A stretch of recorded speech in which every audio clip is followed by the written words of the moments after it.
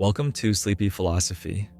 Tonight's journey is a collection of stories, philosophers, and puzzles gathered together, each offering gentle reflections to ease the mind and invite rest. We will travel through many voices, from ancient thinkers to modern teachers, from quiet paradoxes to questions of life and death.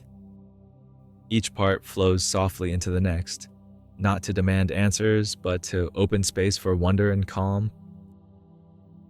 If you enjoy these gentle journeys into philosophy, I would be grateful if you like this video or subscribe to the channel.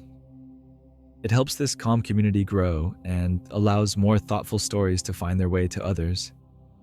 I also enjoy hearing where you are listening from and what time it is for you, so feel free to share in the comments below.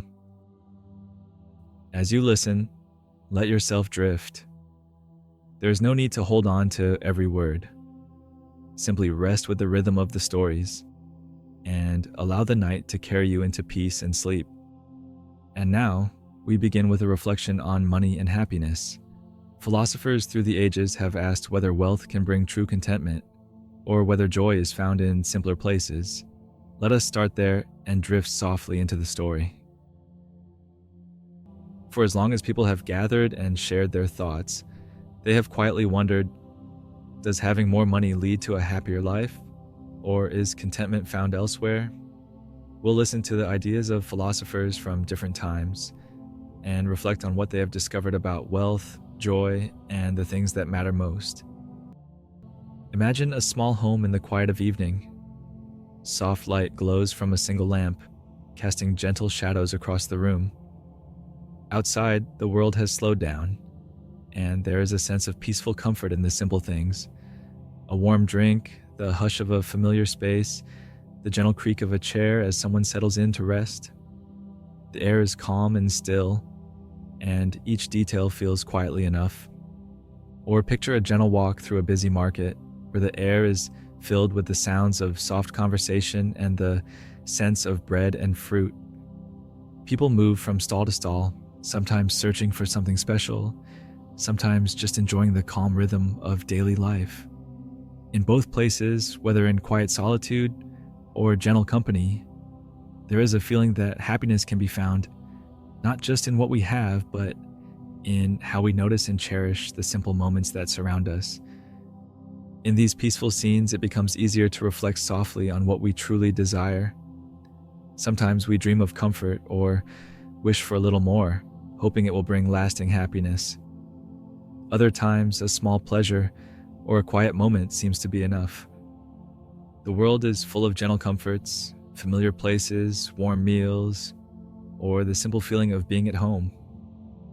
Tonight, we'll move gently through the thoughts of philosophers who wondered about these same questions.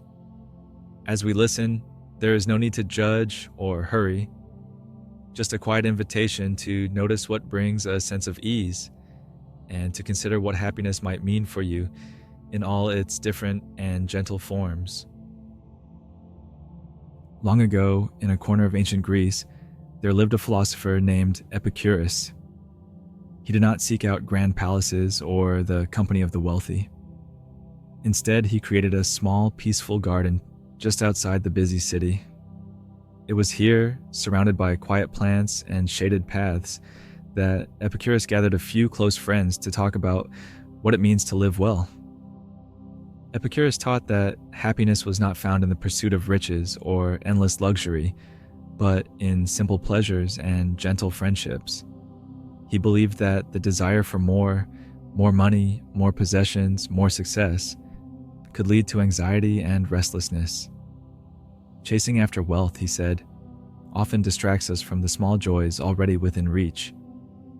For Epicurus, real contentment came from appreciating the present moment and being satisfied with enough. He would sit with friends, sharing bread, cheese, and laughter, and remind them that true wealth is measured not by gold, but by the quiet comfort of ordinary days. He encouraged people to notice the taste of a meal, the warmth of sunlight, or the softness of a peaceful evening. He believed that by limiting our desires and being grateful for what we have, we open ourselves to a deeper, steadier happiness. Epicurus also understood that fears about the future, especially the fear of pain or loss, can make us forget the simple pleasures that are here now.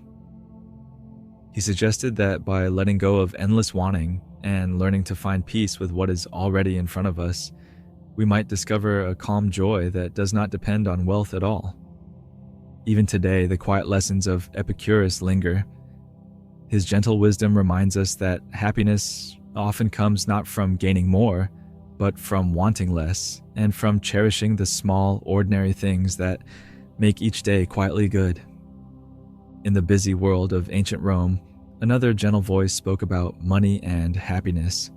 The philosopher Seneca was born into wealth and privilege, but he spent much of his life reflecting on what truly matters. As a Stoic, Seneca believed that real freedom and peace of mind come not from what we possess, but from how we relate to our desires. Seneca wrote that no amount of money could bring lasting happiness if a person's heart is always restless for more. He observed that people who chase after wealth often become anxious, always fearing loss or disappointment. True contentment, he taught, is found by learning to want less, and by discovering that our needs are often much smaller than our wants. He encouraged his friends and readers to practice gratitude for what they already had, and to welcome challenges as chances to grow in wisdom and strength. Seneca often reminded himself that he could be happy with little: simple meals, basic shelter, and the kindness of friends. By focusing on the things that cannot be taken away, like character, friendship, and inner calm, Seneca found a freedom that wealth alone could never offer. His gentle advice was to treat fortune as a guest that might come and go, but never to let happiness depend on it. For Seneca, the richest life was one lived with purpose, kindness, and a quiet acceptance of whatever each day brings. In this way, he showed that contentment with little can bring a lasting peace, deeper than anything money can buy. Aristotle, another ancient thinker, spent much of his life gently considering what it means to live a truly good life.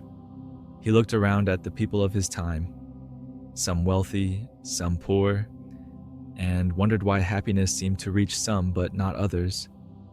For Aristotle, happiness was not just a feeling, but a way of living well over time. He called this deeper happiness eudaimonia, a sense of flourishing that comes from growing into the best version of ourselves. Aristotle believed that riches and comforts could make life easier, but they were not the true source of lasting happiness. Instead, he argued that what really matters is how we live, the choices we make, and the virtues we practice, such as kindness, honesty, courage, and fairness. He saw virtue as a kind of gentle strength that helps us face both fortune and hardship with grace. For Aristotle, the good life is not measured by wealth, but by how well we use whatever we have. He encouraged people to look for meaning and fulfillment in relationships, learning and doing good for others. Money in Aristotle's view was simply a tool, useful but not enough to bring real happiness on its own. He taught that we each shape our own happiness by the habits we form and the care we show to those around us. In this way, Aristotle's wisdom invites us to focus less on what we have and more on who we are becoming, gently reminding us that true happiness grows from within. In more recent times, many gentle thinkers have continued to wonder about the connection between money and happiness. Some have noticed that as people's basic needs are met, having more money does bring a certain comfort or sense of security. A warm home, good food, and the freedom to make choices can help ease daily worries and create space for happiness to grow. Yet modern voices also remind us that beyond a certain point, more money does not always bring more joy. Studies and stories from many lives show that while wealth can open doors, it cannot guarantee contentment or peace of mind. The constant pursuit of more success, more things, more recognition can lead to stress, comparison, and even loneliness. True happiness, these thinkers suggest, often comes from quiet moments of connection, meaningful work, and the freedom to shape our own lives. Some have reflected on the gentle challenge of choice itself. In a world filled with options and ambitions, the search for happiness can become a source of pressure rather than comfort. Learning to notice what truly matters and gently setting aside what does not can help us find a quieter satisfaction. Whether through philosophy, psychology, or simple everyday wisdom, many modern voices agree. Money is a tool that can support happiness, but it is not the heart of it. The richest joys are often found in friendships, purpose, gratitude, and the peaceful acceptance of enough. Eastern philosophy also offers gentle reflections on money and happiness. In traditions like Buddhism, there is a quiet emphasis on letting go of attachment and finding peace with what we have. Happiness, in this view, comes not from gathering wealth, but from learning to live simply, to notice the present moment, and to let go of restless desire. A calm mind, rather than a full purse, is seen as the true source of contentment. Contemporary thinkers around the world echo similar themes. Many suggest that the search for happiness is deeply personal, shaped by values, community, and a sense of meaning beyond material success. The wisdom of both East and West gently reminds us that while money can help meet our needs, lasting happiness is often found in kindness, balance, and the quiet acceptance of what life brings. As you listen to these gentle ideas, you might take a moment to reflect softly on your own views of money and happiness. Think about the role money plays in your life, whether it brings comfort, opportunity, or perhaps a bit of worry. You may remember times when having a little more made things easier, or moments when simple joys brought calm. No matter what you had, consider what success means to you. Is it found in achievements, recognition, or the freedom to live in your own way? Or do you find contentment in quiet moments, warm connections, or the feeling of being at ease with yourself and others? There is no right answer, only your own gentle sense of what brings you peace and joy. In this quiet space, you can let your thoughts wander, noticing what matters most to you, and how your own story shapes the meaning of happiness in your life. You might ask yourself gentle questions as you move through these reflections. Are there small comforts or quiet moments in your life that feel more precious than anything money can buy?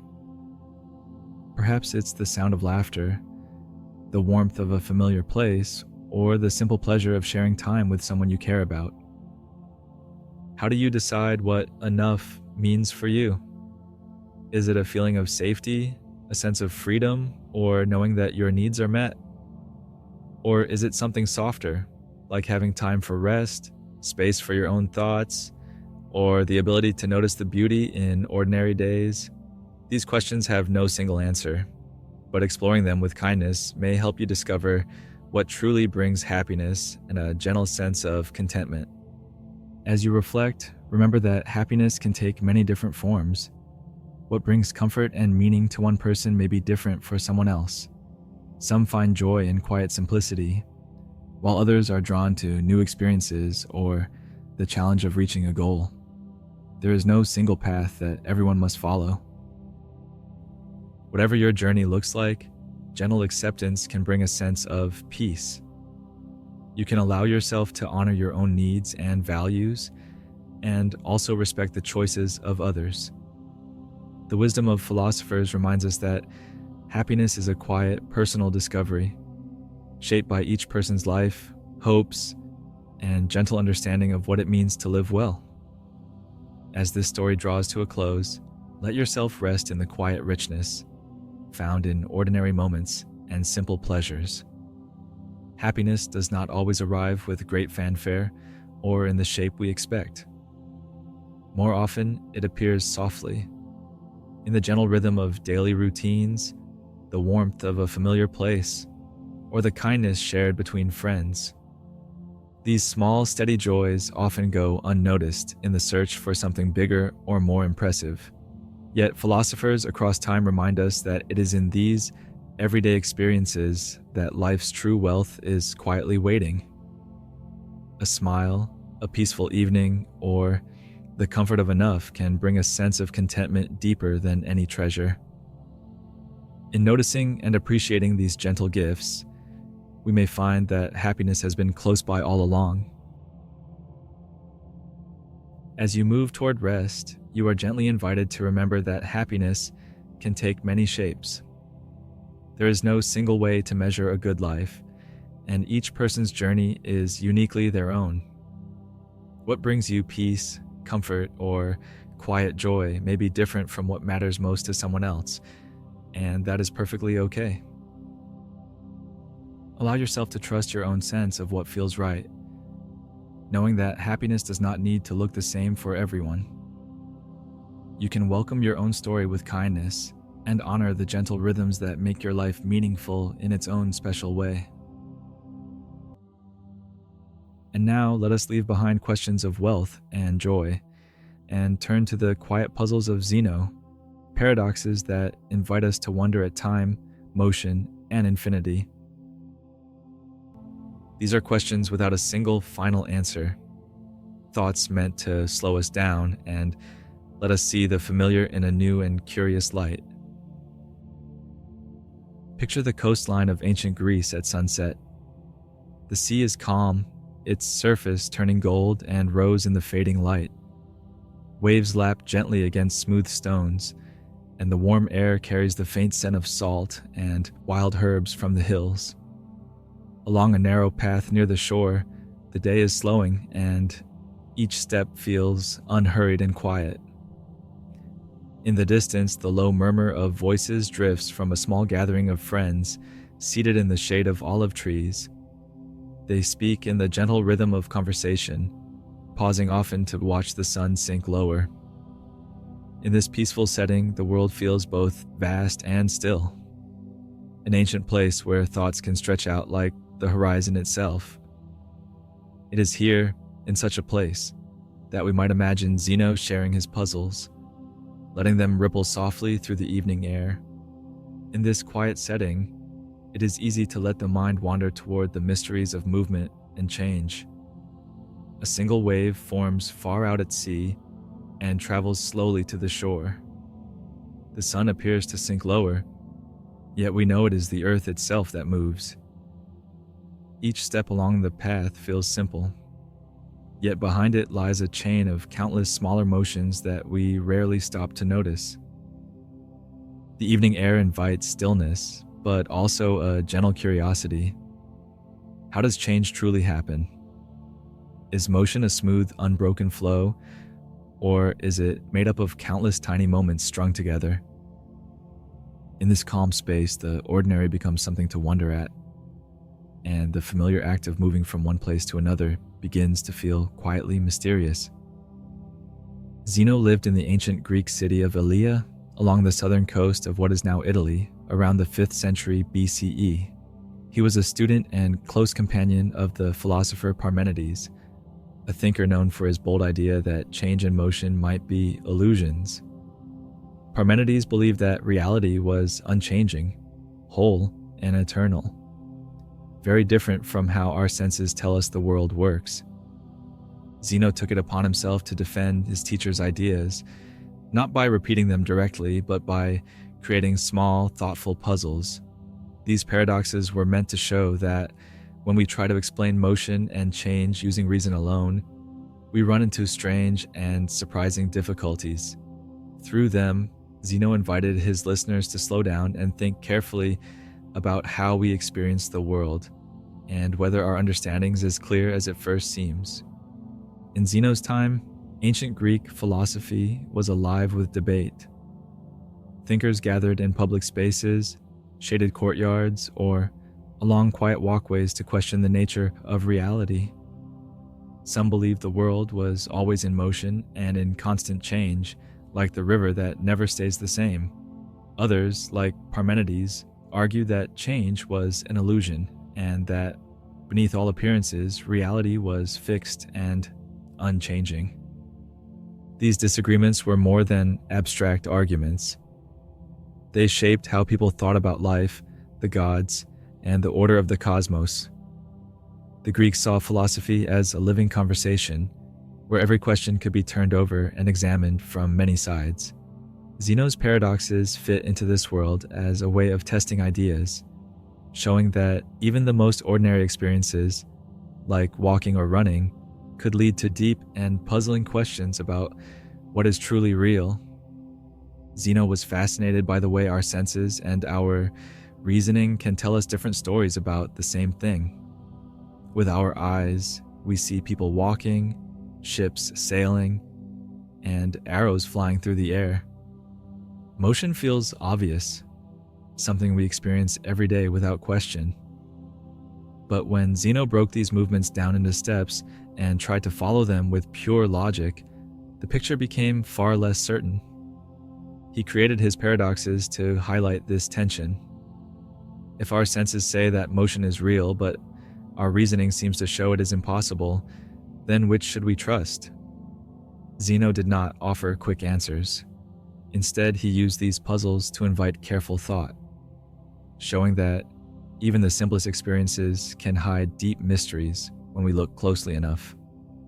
One of Zeno's most well-known puzzles is the story of Achilles and the tortoise. It is a simple little race, yet when Zeno begins to explain it, the ordinary suddenly feels strange. Imagine Achilles, the swift hero of Greek legend, famous for his unmatched speed. Now imagine a small, slow-moving tortoise. The two are set to race, but as a gesture of fairness, the tortoise is given a head start. Achilles begins well behind, certain that he will overtake his slow competitor in no time at all. At first glance, the outcome seems obvious. Achilles is many times faster, and the tortoise moves at a crawl. But Zeno asks us to picture the race step by step. When Achilles reaches the point where the tortoise began, the tortoise has already moved a short distance ahead. By the time Achilles reaches that new point, the tortoise has again moved forward, even if only a small amount. Each time Achilles closes the gap, there is still a little more distance to go before he catches up entirely. Zeno suggests that this process could go on forever. The gap becomes smaller and smaller, but it never fully disappears, because there is always another point where Achilles must arrive, only to find the tortoise already slightly ahead. In Zeno's reasoning, the race contains an infinite number of these steps, and if there are infinitely many steps to take, Achilles can never truly finish them all. To our everyday experience, this feels wrong. We know from watching real races that a faster runner will overtake a slower one, no matter the head start. But Zeno's aim wasn't to convince people that Achilles would actually lose the race. Instead, he wanted to show how strange things become when we try to describe motion with perfect logical precision. If space and time can be divided into endlessly smaller parts, how can motion ever be completed? How can we pass through an infinite number of points in a finite amount of time? This gentle puzzle has fascinated thinkers for centuries, because it does not just challenge our understanding of running, it asks us to consider what motion really is, and how time and space themselves might work beneath the surface of what we see. It invites us to wonder if our senses and our reasoning always speak the same language, or if, at times, they might tell us very different stories. Another of Zeno's gentle but unsettling puzzles is known as the dichotomy paradox. It begins with something so ordinary that we rarely stop to think about it: walking from one place to another. Imagine yourself standing at the beginning of a long, quiet path. Your destination is far ahead, perhaps a sunlit gate at the end. You take a breath and begin walking, confident that in a short time you will arrive. But Zeno asks us to look at the journey in a different way. Before you can reach the end, you must first go halfway there. Once you arrive at the halfway point, you must cover half of the remaining distance, and before you can finish that, you must, again, travel halfway of what remains. This process, Zeno says, can be repeated endlessly. Each time you make progress, there is still a smaller half left to travel. Even though the distances keep shrinking, there are infinitely many of them, one after another, without end. The paradox arises from this idea of infinity. If you must complete an endless series of steps before reaching your goal, how can you ever arrive? Even though each step is shorter than the last, there is always another to take. According to Zeno's reasoning, the journey never truly finishes. Not because you lack speed or strength, but because the task itself is endless when described in perfect logical terms.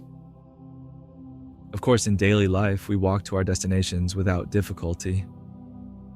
But Zeno's point was never to argue that motion is impossible in practice. Instead, he wanted to show how our everyday experiences can become puzzling when examined through the lens of pure logic. The dichotomy paradox asks us to think deeply about the nature of time and space. Are they continuous, flowing in an unbroken stream? Or are they made up of countless tiny parts, each one distinct and separate? By turning the simple act of walking into a question about infinity, Zeno transforms the familiar into something strange. The paradox leaves us with a quiet sense of wonder, and perhaps a reminder that even the most ordinary moments in life are touched by mysteries we cannot fully explain. Another of Zeno's most intriguing puzzles is called the arrow paradox. This time, instead of a race or a walk, Zeno asks us to picture an arrow in flight. Imagine it leaving the bow with speed and force, cutting silently through the air on its way to a distant target. To our eyes, it is moving swiftly and without pause, but Zeno invites us to think about the arrow's motion in terms of individual moments in time. At any single instant, if we could somehow freeze the exact present, the arrow is not moving forward. In that frozen moment, it simply occupies a single position in space, just as a resting object does. If at every instant the arrow is still, then how can it ever be in motion at all? Motion, Zeno suggests, is made up entirely of moments in which nothing moves. The paradox comes from adding these moments together. If time is composed of separate, distinct instants, and in each instant the arrow is motionless, then how can the sum of those instants create movement? The arrow's flight, when broken down into infinitely many frozen frames, seems to disappear into stillness. What we see as smooth and continuous motion becomes, under the lens of logic, an endless sequence of unmoving snapshots. To us, the idea feels strange. After all, we watch arrows, birds, and clouds moving every day. But Zeno's aim wasn't to deny what we see, but to show the tension between how we experience motion and how we might try to describe it in perfect logical or mathematical terms. If time is truly a series of discrete moments, then motion seems impossible. If instead time is a continuous flow, perhaps the paradox dissolves. By turning the flight of an arrow into a quiet question about the nature of time, Zeno invites us to wonder whether the way we divide reality into pieces changes the way we understand it. The arrow paradox, like his other puzzles, leaves us not with final answers, but with a lingering sense that even the simplest things, a step, a race, a moment in time, may hold mysteries far deeper than they appear. Zeno's paradoxes were never meant as proof that the world is truly motionless. We can see with our own eyes that runners overtake each other, that people reach their destinations, and that arrows fly through the air. Instead, his puzzles are gentle challenges to the way we think about movement and time. They invite us to slow down and notice the hidden assumptions in our reasoning, assumptions we often carry without question. By breaking motion into smaller and smaller parts, Zeno showed how our usual ways of explaining the world can lead to surprising and even troubling conclusions. If time and space can be divided endlessly, we are faced with questions about how anything ever moves at all. If they cannot be divided endlessly, then we must wonder about the nature of the smallest unit of space or time, and what that might mean for the flow of reality. In this way, Zeno's paradoxes are not arguments to stop believing in motion, but invitations to look more closely at the everyday. They encourage us to see that the concepts of infinity, change, and continuity are not as simple as they seem. The puzzles continue to inspire discussion among philosophers, mathematicians, and scientists, not because they stop us from walking across a room, but because they remind us how mysterious the journey truly is. Centuries after Zeno first shared his puzzles, new tools in mathematics and physics began to offer ways of thinking about them. The development of calculus in the 17th century allowed thinkers like Newton and Leibniz to describe motion as the sum of infinitely many small changes, showing how endless divisions of space and time could still add up to a complete journey. Later, physics would explore motion in even deeper ways, looking at how objects move not only in our everyday world, but also at the smallest and largest scales of the universe. These advances did not erase the beauty of Zeno's paradoxes.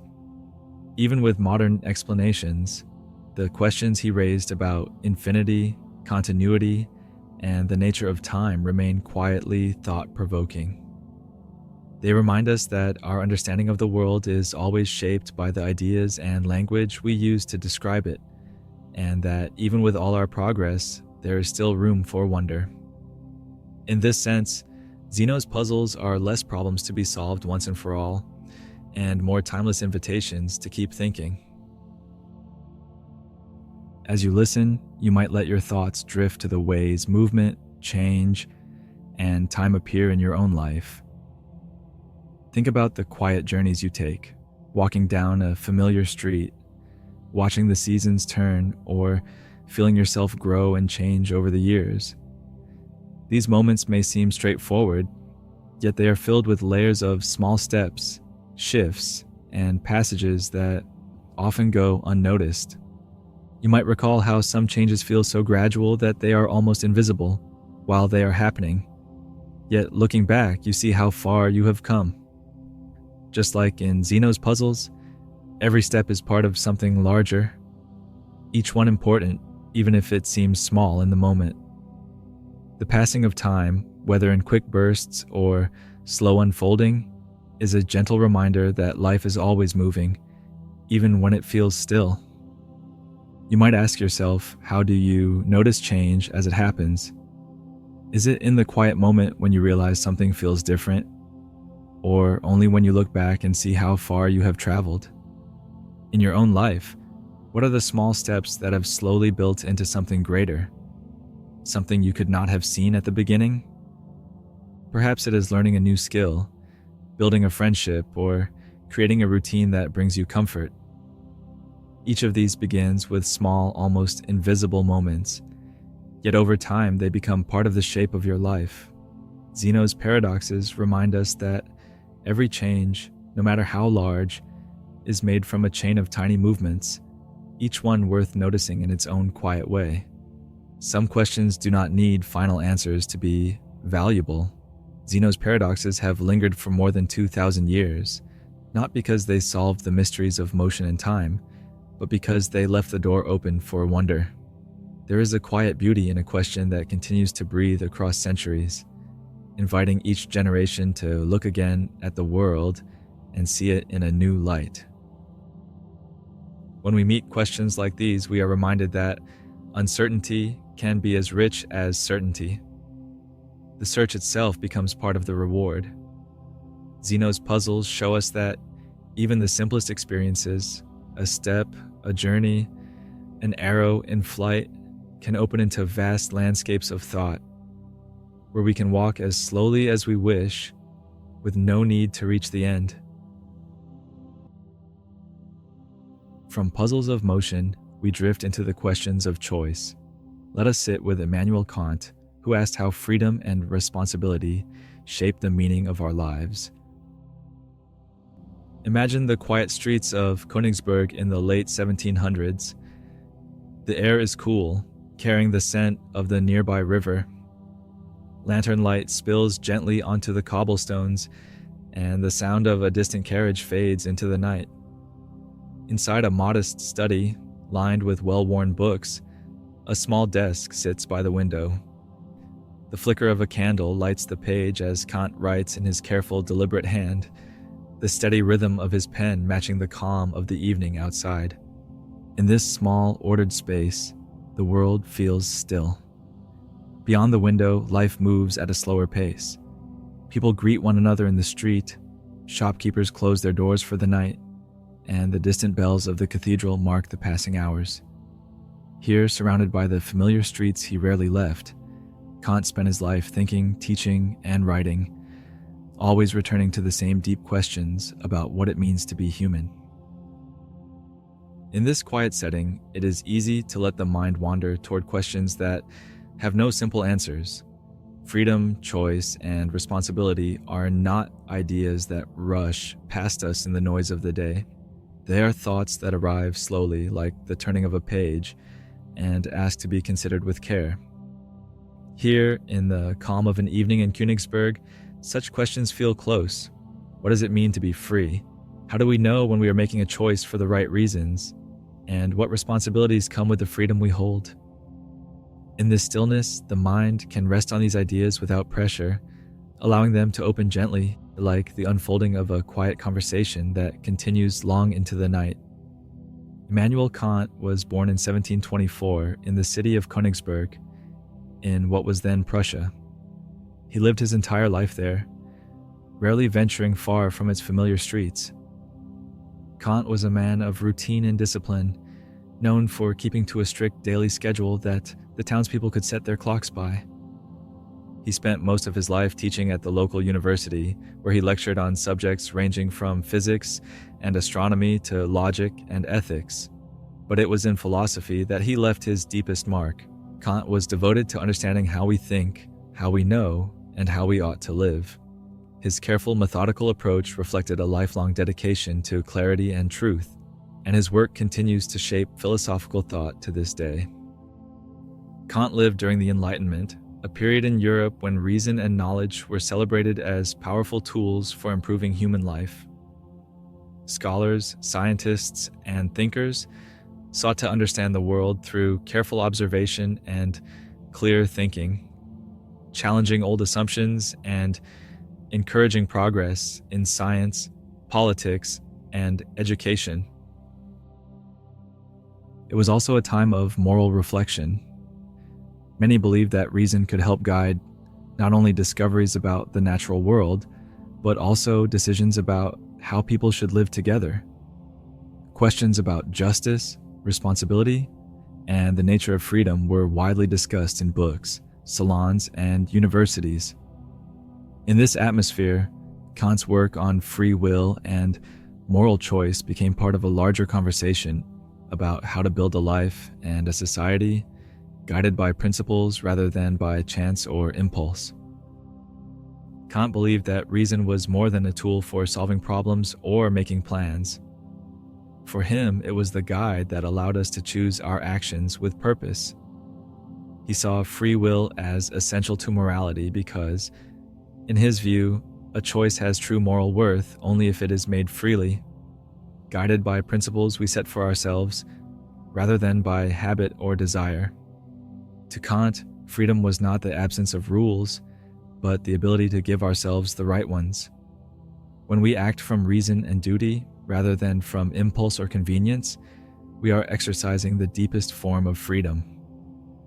This connection between reason, freedom, and morality was central to his philosophy, shaping much of his writing and his lifelong search for a clear understanding of how we ought to live.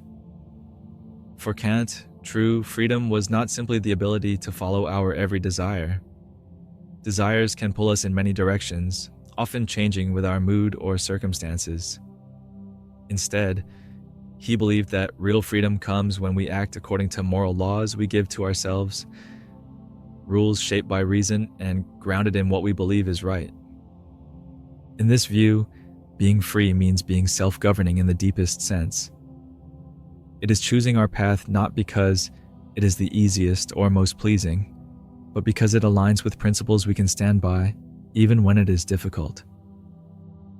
Kant thought that when we live this way, our actions gain a kind of dignity, because they are not just reactions to our surroundings, but expressions of our own thoughtful and deliberate will. Kant believed that freedom could not be separated from responsibility. If we have the power to choose our actions, then we also carry the weight of those choices. For him, this was not a burden, but a defining feature of what it means to be human. Our ability to choose morally, guided by reason and a sense of duty, is what lifts our actions above mere instinct or habit. It is what allows us to be accountable for what we do and to shape our lives in ways that reflect our values. In Kant's view, this capacity for moral choice is not only a sign of freedom, it is the very heart of our humanity. Kant often drew a gentle but important distinction between acting from desire and acting from duty. Acting from desire means doing something because it brings us pleasure, comfort, or advantage. There's nothing wrong with this. Many parts of life are guided by what we enjoy or prefer. But for Kant, these choices do not define moral freedom. Acting from duty is different. It means doing something because it is the right thing to do, even when it is not easy or convenient.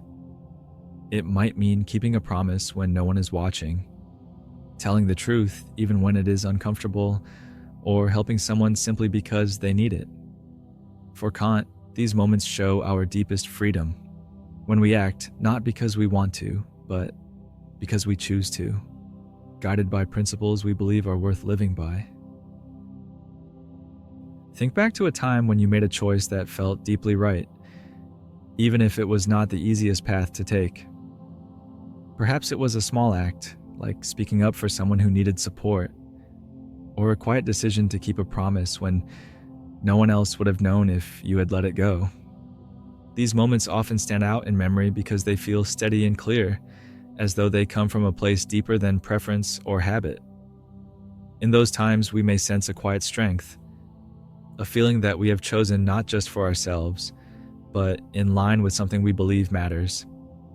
Kant would say that it is in these moments that we come closest to understanding the true meaning of freedom. It might be choosing to help a neighbor carry their groceries up the stairs, even when you are tired and ready to rest. Or deciding to tell the truth about a small mistake at work, knowing it might cause you some trouble, but feeling it is the honest thing to do. It could be turning down an easy shortcut because you know it would compromise your values, or taking the time to listen patiently to a friend who needs to talk, even when your day has been long. These choices may not bring immediate reward or recognition, but they carry a quiet satisfaction. They are the kind of moments Kant saw as the heart of moral freedom, when our actions reflect not just what we want, but who we choose to be. Not everyone has shared Kant's view of free will. Some philosophers have suggested that our freedom is far more limited than we might like to believe. They point out that our choices are shaped by many factors: our upbringing, our habits, the society we live in, and even the laws of nature that govern how the world works. From this perspective, what feels like a free choice might simply be the result of countless influences we cannot control. Our desires, our fears, and even our sense of what is possible could all be shaped by forces outside our awareness. These ideas do not necessarily remove the value of our decisions, but they do invite us to wonder how much of our freedom is truly our own. Some thinkers have explored the idea of determinism, the belief that every event, including our decisions, is the result of causes that came before. In this view, each choice we make is linked to a chain of events stretching back long before we were aware of them. Our thoughts, feelings, and actions may be shaped by a web of influences, from the way we were raised to the circumstances we find ourselves in now. This raises a gentle question. If so much of what we do is shaped by forces beyond our control, how free are we really? Determinism does not have to mean that our lives lack meaning or purpose, but it does invite us to reflect on where our choices come from and how much of our freedom is shaped by the world around us. Kant's view offers a hopeful picture of human freedom, one in which we can rise above our impulses and act from principles we choose for ourselves. It suggests that no matter our circumstances, there's always a part of us capable of moral choice, and that this inner freedom gives our lives dignity and direction. At the same time, the idea of determinism reminds us to be humble about the limits of that freedom. It encourages us to see how our actions are shaped by history, habit, and the many threads of influence that weave through our lives. Between these perspectives lies a quiet space for reflection, where we can appreciate both the power of choice and the complexity of what it means to be free. Take a moment to think softly about the choices you make in your own life. Some may be small, like deciding how to spend a quiet afternoon. Others may be larger, shaping the direction of your days or the way you live with others. Consider how these decisions feel when you make them. Are they guided mostly by what is comfortable or familiar? Or do they sometimes come from a place of deeper conviction? Kant would invite us to notice the moments when we act, not just because we want to, but because we feel it is right. A choice that reflects the kind of person we wish to be.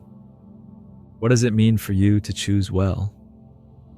Is it a matter of finding the most rewarding outcome, or of knowing deep down that your decision rests on something you believe in? And how does it feel when your choices align with your values, when your actions reflect not just passing wishes, but the principles you hope to live by? These are quiet questions without pressure to answer right away, but they can open a gentle space for noticing how freedom and responsibility move through your daily life. Free will, whether it is complete or only partial, can be approached with care and integrity. Even if our choices are shaped by many influences, there is meaning in pausing to consider them, in asking ourselves what kind of life we want to create. Each moment of thoughtful decision-making is a quiet act of shaping who we are and how we live in the world. Living thoughtfully is itself a form of freedom. It is the gentle practice of noticing our options, weighing them with honesty, and choosing the ones that reflect our values. We may not control every circumstance, but we can bring intention to how we respond, and that intention can guide us toward a life that feels steady and true. From freedom, we move to calm. Join Marcus Aurelius, the Roman emperor and Stoic thinker, who found steadiness in the practice of reason and virtue.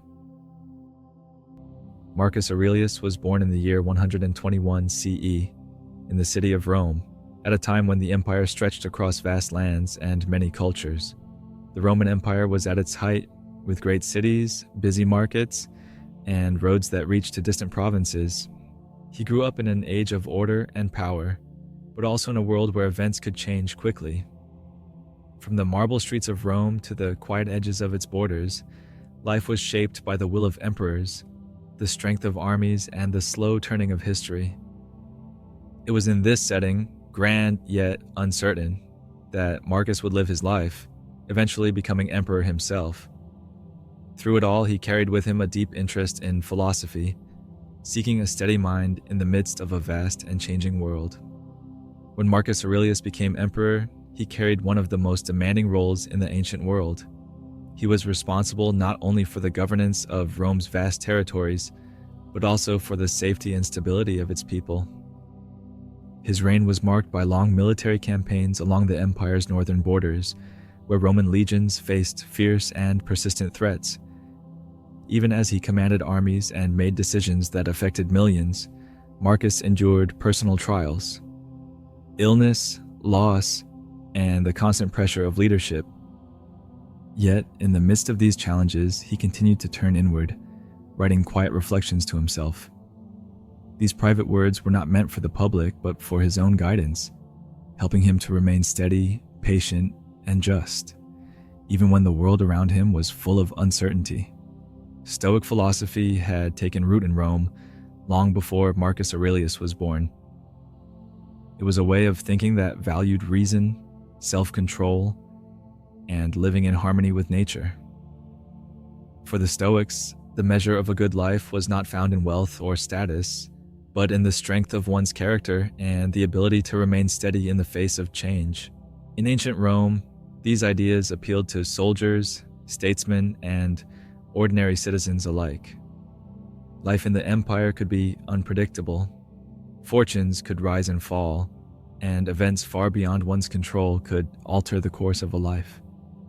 Stoicism offered a way to meet such uncertainty with calm acceptance, focusing only on what could be shaped by one's own actions and choices. By the time Marcus came to power, Stoicism was more than a school of thought. It was a trusted guide for how to live well, no matter the circumstances. It was into this tradition that Marcus placed his own reflections, blending the duties of an emperor with the quiet discipline of a philosopher. In the quiet moments of his life, often during military campaigns far from Rome, Marcus Aurelius kept a personal notebook. In it, he wrote short reminders, questions, and reflections meant only for himself. These writings were not speeches or official records. They were private conversations with his own mind, a way to steady his thoughts and hold to his principles. He called on himself to be patient, to act with justice, and to remember that every human life is brief and part of a greater whole. He wrote to prepare for challenges before they came, and to find clarity when days were heavy with responsibility. These pages, later collected under the title Meditations, were never meant to be read by others. Yet across centuries, they have become a quiet guide for many, offering the same gentle counsel Marcus once gave to himself in the stillness of his own hand. At the heart of Stoic philosophy is a simple but powerful idea. Some things are within our control, and many things are not. Marcus Aurelius returned to this truth again and again in his reflections. We cannot decide the weather, the passage of time, or the actions of others. We cannot stop illness from coming or keep every difficulty away. These things, the Stoics said, belong to the world outside our command. Worrying over them only steals our peace. What we can control is how we respond, our thoughts, our choices, and the actions we take. Here the Stoics saw our true freedom. By placing our energy only on what is ours to shape, we protect our calm from being carried away by events beyond our reach. For Marcus, this meant meeting each day with a steady mind, whether it brought comfort or hardship. It meant focusing on what could be done with fairness and reason, and letting go of the rest. In this way, the storms of life might pass around us, while within, the mind remains still. In meditations, Marcus often spoke to himself as if offering quiet instructions for the day ahead. When faced with difficult people, he reminded himself that their actions came from their own struggles and misunderstandings, and that he could choose patience over anger. During the long years of war, far from the safety of Rome, he wrote about meeting hardship as part of life's natural order. He told himself to accept discomfort and uncertainty, just as one accepts the change of seasons, knowing they are neither entirely good nor entirely bad. They are simply part of the whole. He even prepared his mind each morning, imagining the kinds of challenges he might meet: impatience, selfishness, or ingratitude from others. By expecting them, he could meet them calmly, without surprise or bitterness. Through these private words, Marcus showed how Stoic principles were not abstract theories. They were daily practices used in the midst of heavy responsibility to help him remain steady and to act with care, no matter what the day brought. For Marcus Aurelius, true calm was not a matter of finding perfect conditions in the world around him. He knew that life, whether in an emperor's palace or a soldier's camp, would always bring change, difficulty, and uncertainty. Instead, he believed that peace came from within, by keeping one's mind in harmony with reason and virtue. To live with reason meant to see things as they are, without letting fear or desire distort them. To live with virtue meant to act with justice, honesty, and kindness, even when those actions were not rewarded. When the mind is guided by these principles, he thought, it becomes less dependent on the shifting circumstances of life. A quiet steadiness grows, not because the world has become easier, but because we have chosen to meet it with clarity and integrity. In this way, calm becomes something no storm can take away. In our own lives, these ideas can feel surprisingly practical. We might face a busy day filled with tasks we didn't choose, or a conversation that turns tense. In those moments, it can help to pause and remember what is truly ours to guide: our words, our tone, the patience we bring to the exchange. When plans change suddenly or something we hoped for does not happen, we can remind ourselves that the outcome was never fully in our hands. What remains within our control is how gently we adjust and how we choose our next step. Even in small frustrations, a long line at the store, a delayed bus, a sudden rain, we can see this Stoic lesson. The weather will change when it will. The line will move when it moves. But our state of mind can remain calm if we decide to meet the moment without letting it carry us into irritation. In this way, the wisdom Marcus practiced as an emperor can guide us in the quiet corners of our own days, helping us find steadiness in places both great and small. Take a moment to think about your own life and the times when calm has found you in the middle of difficulty. Perhaps it was during a day that felt heavy, yet you noticed yourself breathing more slowly, choosing not to rush. Or maybe it was when you accepted that something would not go as planned, and in letting go, you felt a small space of peace open inside you. When have you found that kind of quiet by accepting what you could not change? Was it in a moment shared with someone else, or in the privacy of your own thoughts? And what small actions help you feel steady when life feels uncertain? Is it the comfort of a daily routine, a short walk to clear your mind, or the act of speaking kindly to yourself when things are hard? These questions have no need for quick answers. They can rest softly in your mind, unfolding in their own time, as you notice the ways calm appears and stays with you. Marcus Aurelius often began his day by quietly preparing his mind for what might come. You might try the same, taking a few minutes in the morning to think gently about the day ahead. Imagine the challenges you could meet and decide how you would like to meet them, with patience and care. Another simple practice is to pause before reacting. In a moment of frustration or surprise, give yourself the gift of a single breath before speaking or acting. This small space can be enough to choose a calmer, kinder response. You might also keep a small journal, just for yourself. At the end of the day, write down a thought or two about what you handled well and where you might like to be steadier next time. These notes do not need to be perfect or polished. They are simply a way to see your own mind more clearly, just as Marcus once did in the quiet of his tent or study. With these small habits, calm can become not just an idea, but a steady presence in your daily life. As we leave Marcus Aurelius' world behind, you might carry a little of his calm into your own days.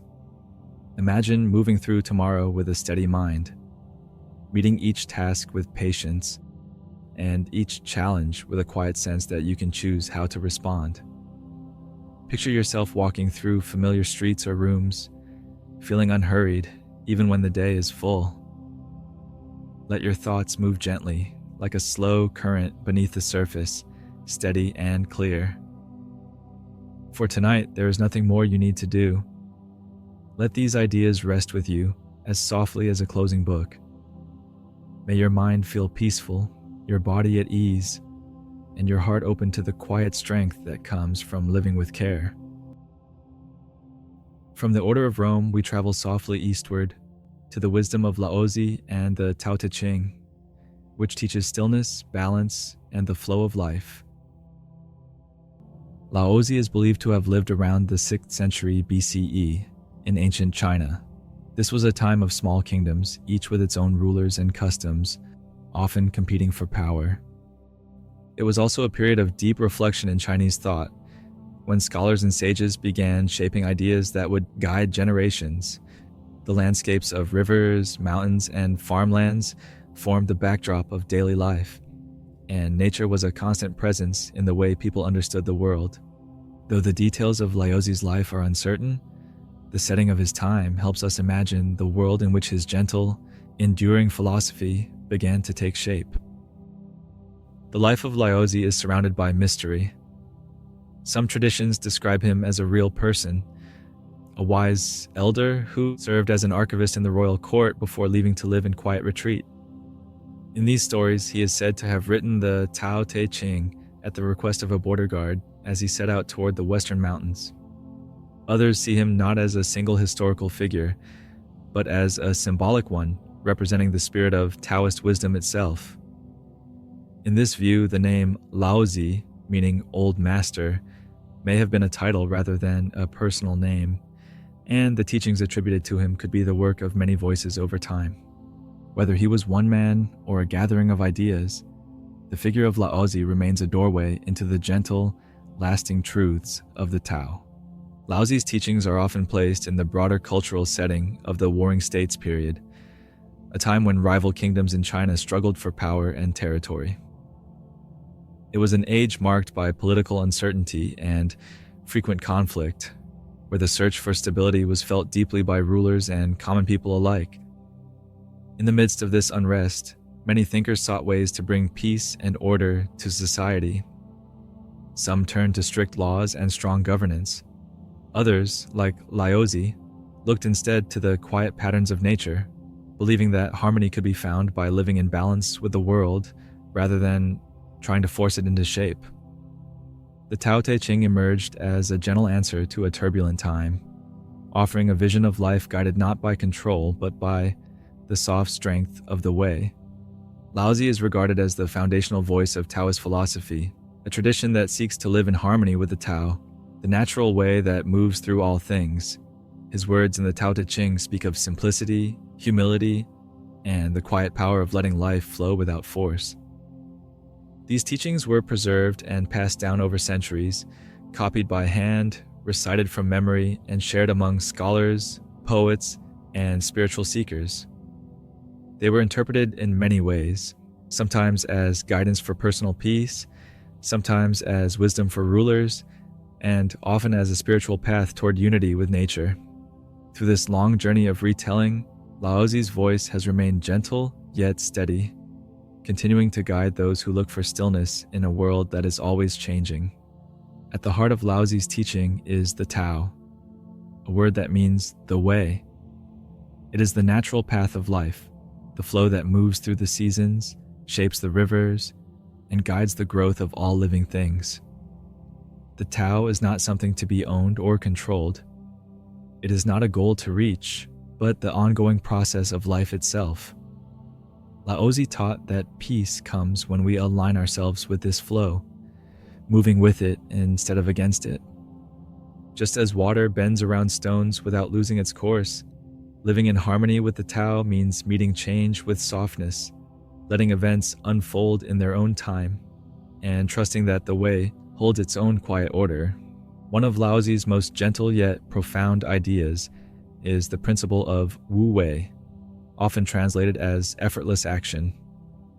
It does not mean doing nothing, but rather acting in a way that is in harmony with the natural flow of events.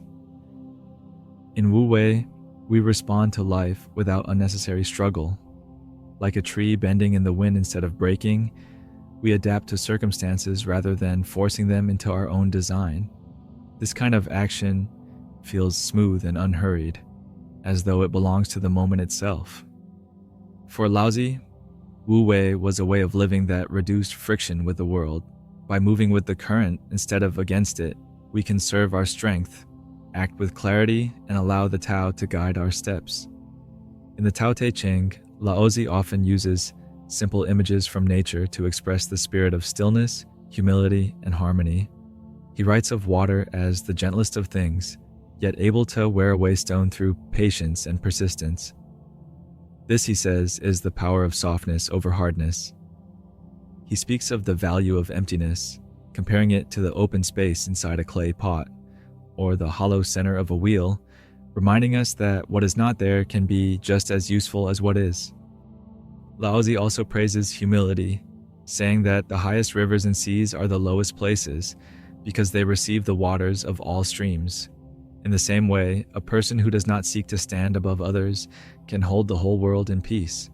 These short teachings offer no forceful commands, only quiet invitations to see how the Tao is already at work in the patterns of the natural world and to live in step with it. In daily life, the spirit of Laozi's teaching can be felt in small, ordinary moments. It might be choosing to pause during a disagreement, letting the conversation settle before finding the right words. Often, solutions appear more clearly when we give them space instead of trying to force them. It could be tending a garden and learning that plants grow at their own pace, no matter how much we hurry them. Or it might be setting aside a few minutes in the day to sit quietly, listening to the sound of rain or the movement of wind through the trees, and feeling the mind grow calm without any effort. These moments show how the way can be lived gently, by allowing life to unfold, and by meeting each moment with openness instead of strain. Think for a moment about a time when you let go of trying to control everything, and in doing so, found a sense of ease. Perhaps it was a day when plans changed unexpectedly, yet by accepting the change, you discovered something better than you had expected. Maybe it was during a problem that seemed impossible to solve, until you stepped back and allowed the answer to appear on its own. In those moments, there is often a feeling of clarity, as though a weight has lifted and the path ahead becomes simpler. Laozi would say that this is the way at work, life finding its balance when we stop pressing against it. When have you felt most in harmony with the flow of life? Was it while walking along a familiar path, feeling each step match the rhythm of your breath? Or in the company of someone you trust, where conversation moved easily without effort? What moments of stillness do you treasure? Are they found in the early light of morning before the day begins, or in the quiet of evening when the world has slowed? These are gentle questions without the need for quick answers. They can rest in your mind, unfolding softly as you notice how calm and harmony appear in your own days. You might try pausing before acting, giving yourself a brief moment to breathe and see the situation more clearly. This small space can help your actions feel smoother, as though they belong naturally to the moment. Spending time in nature can also bring you closer to the spirit of Laozi's teaching. A slow walk among trees, watching clouds drift, or listening to running water can remind you of the quiet patterns that shape all life. Another simple practice is to gently simplify your routine. This might mean choosing fewer tasks for the day, leaving room for rest and reflection. By doing less, you may find you move through your hours with more ease and a greater sense of balance. As we leave the words of Laozi for now, you might carry a small piece of stillness into your own days. Imagine moving through tomorrow with the ease of a river, flowing gently around obstacles, finding your way without hurry or strain. Picture yourself meeting each moment as it comes, steady and open, trusting that the path will reveal itself step by step. In this way, calm becomes a companion, not something to search for, but something you bring with you. For tonight, let these thoughts rest quietly within you. May your mind feel light, your body at ease, and your heart open to the quiet strength of the way. From stillness, we drift into a gentle puzzle of identity. The Ship of Theseus asks, what makes something the same, even as all its parts change? Tonight we will step softly into this puzzle, letting it unfold slowly, not to solve it once and for all, but to rest with its quiet mystery. The heart of this puzzle is the question of what makes something truly the same, even as its parts change over time. Is identity found in the materials that make it up, in the shape it holds, or in the way it continues to move through the world? Tonight's story will not rush to an answer. Instead, it will unfold slowly, like a quiet conversation at the end of the day. You are invited to simply rest with a thought, letting the question linger softly in your mind without the need to decide. Some mysteries are best held gently, allowing them to bring calm rather than certainty. The puzzle of the Ship of Theseus has its roots in ancient Greece, a place where philosophers often turned to simple stories to explore life and reality. These thought experiments were not meant to give quick answers, but to open the mind to questions that linger gently, encouraging reflection long after the telling. In the busy streets and quiet courtyards of Athens, thinkers gathered to share such puzzles, using them to test ideas about knowledge, change, and what it means for something to remain itself.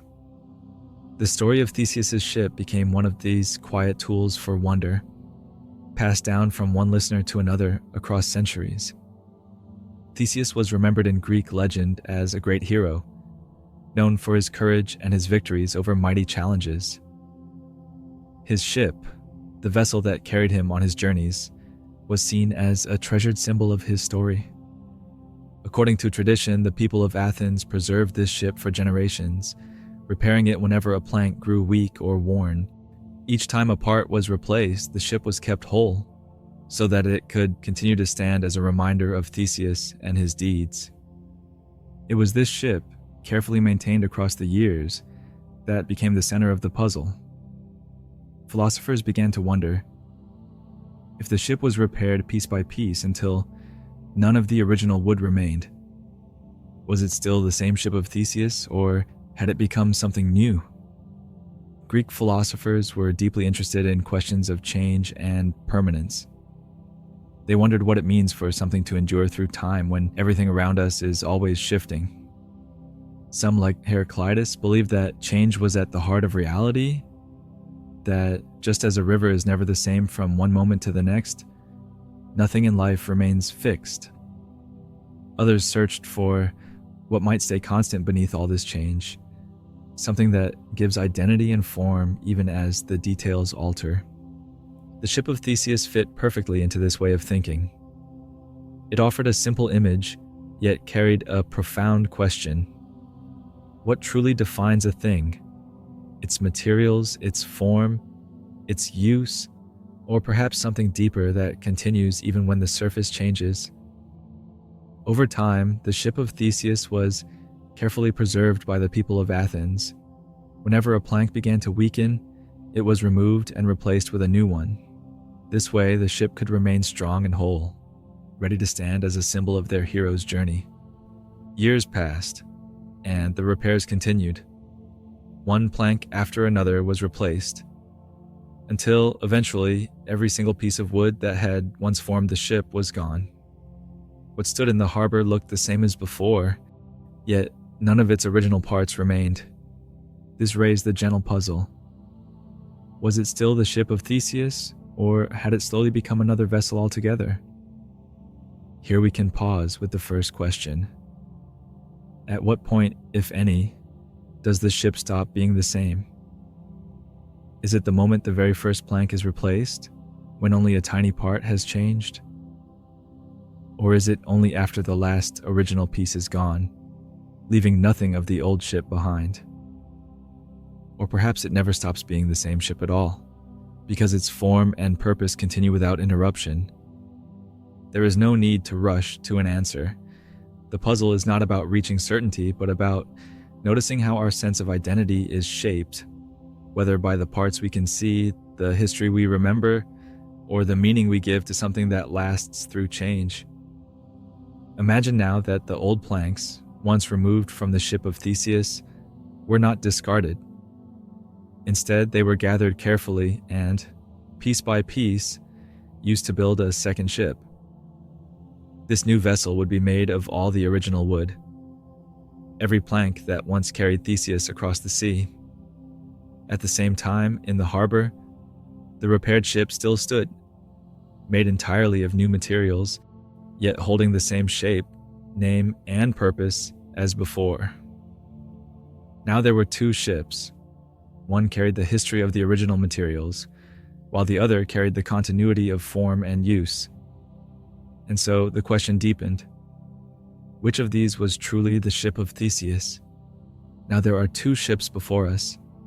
One is built of new wood, yet it has kept the old form and has remained in use without interruption.